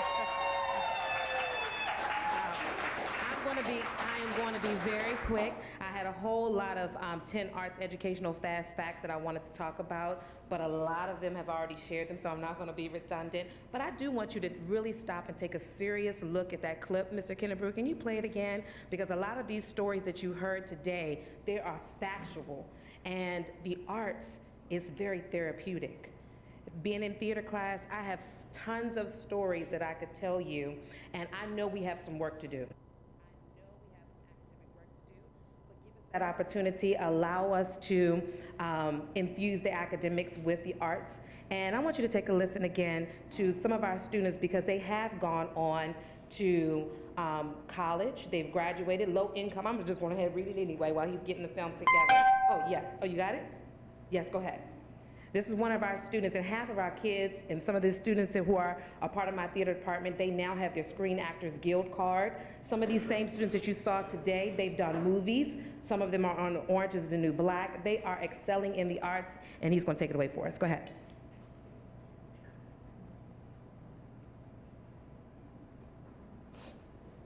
I'm gonna go in the band and then do some music types, finish off, go to Mr. Bell, and I'm gonna practice with him. Go back home and get like a piano and play on it. And then once I get back to class, I just wanna play music. It's like my dream come true. Like if I would play music, it would make my mind blow. Like blow with music, and I just want to play piano in every single type. Every single type, I want to play it. I just feel so excited, like, to be like him. Like, if I can be like him, I can get like $1 million and be famous. Hi, my name is Lauren Miller, and I go to Columbia College, Chicago. During elementary and middle school, I used to go to Wedge, which is now called City Arts, and I just wanted to share my experience with you guys and how this has impacted me in high school and college. City Arts is an amazing school. The theater program was amazing. Shout out to Mrs. Palmer. She constantly challenged me and gave me opportunities to be better as an artist, to be better as an actress, and to constantly follow my dreams. So a big thank you to her. And the school as a whole has helped me and molded me into the person that I am. I truly believe that it takes a village to raise a child, and that's exactly what Village did for me. They helped me be who I am today. They helped me go to high school and not be intimidating to be a part of the Super High CVPA program. They helped me now in college continue to flourish and strengthen my background knowledge as an actress to continue to practice and be the person that I am today. And I just want to thank City Arts for all they have done for me. And I hope to see other young artists who go up in DC doing the same things that I want and have the opportunities that I was able to obtain.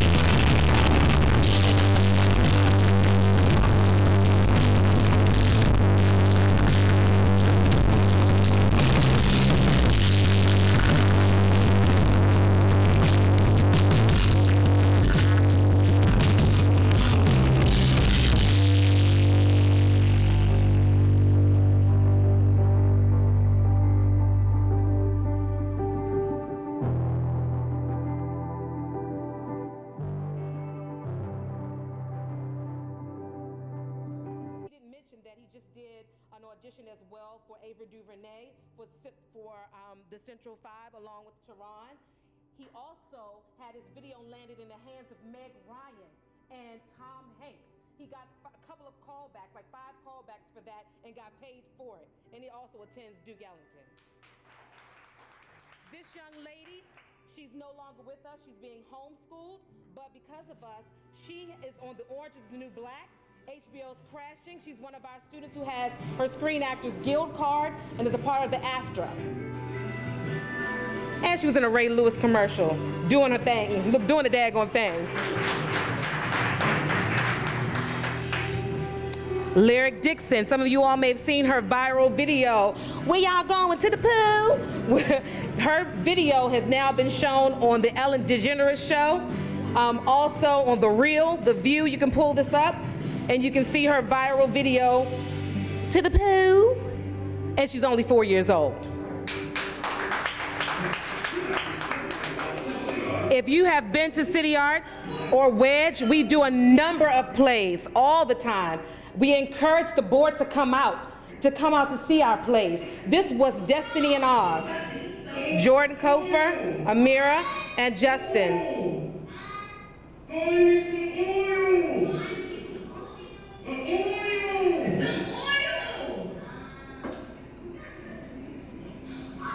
Mr. Kennedy, is there any way you can fast forward a little bit?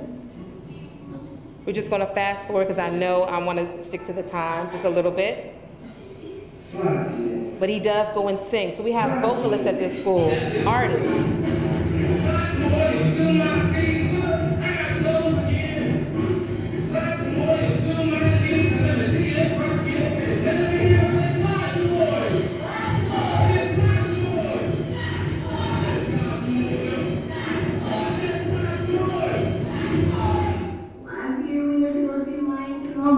That was all about teamwork and reaching our goal. And if this young lady was part of the theater arts department, and she was one of the leading students to head up our trip to Lion King, to see Lion King on Broadway. Every year we try to take our students out of the building and afford them a Broadway experience to New York. And she's just talking about the community and how she felt in advertising. And we're trying to also go to Disney Workshop this year. Let me make that plug. You can stop it right off. It's really good, and one of the majors is really good in playing violin. They didn't get sent to Stop it, yep. school on a full ride scholarship. All All right, you can stop it. So last but not least, all I want to say is as a school board member, you guys are in a unique position to craft, to implement and fund policies that encourage administrators and educators to improve the quality and delivery of education. Please continue to support us, a strong arts education program based on the national state standards. The arts teach students innumerable lessons, families, that practice makes perfect, that small differences have large effects, and that collaboration leads to creativity. The arts also teach children that there are several paths, and I want to repeat that again. The arts teach children and adults that there are several paths to take when approaching problems, and that all problems can have more than one solution other than closure of such a school as City Arts and Prep. All right? Thank you for your opportunity. Thank you for hearing us.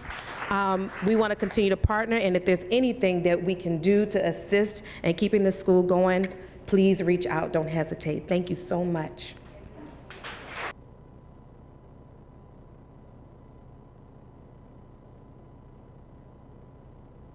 Thank you, everyone, again, for all of your input.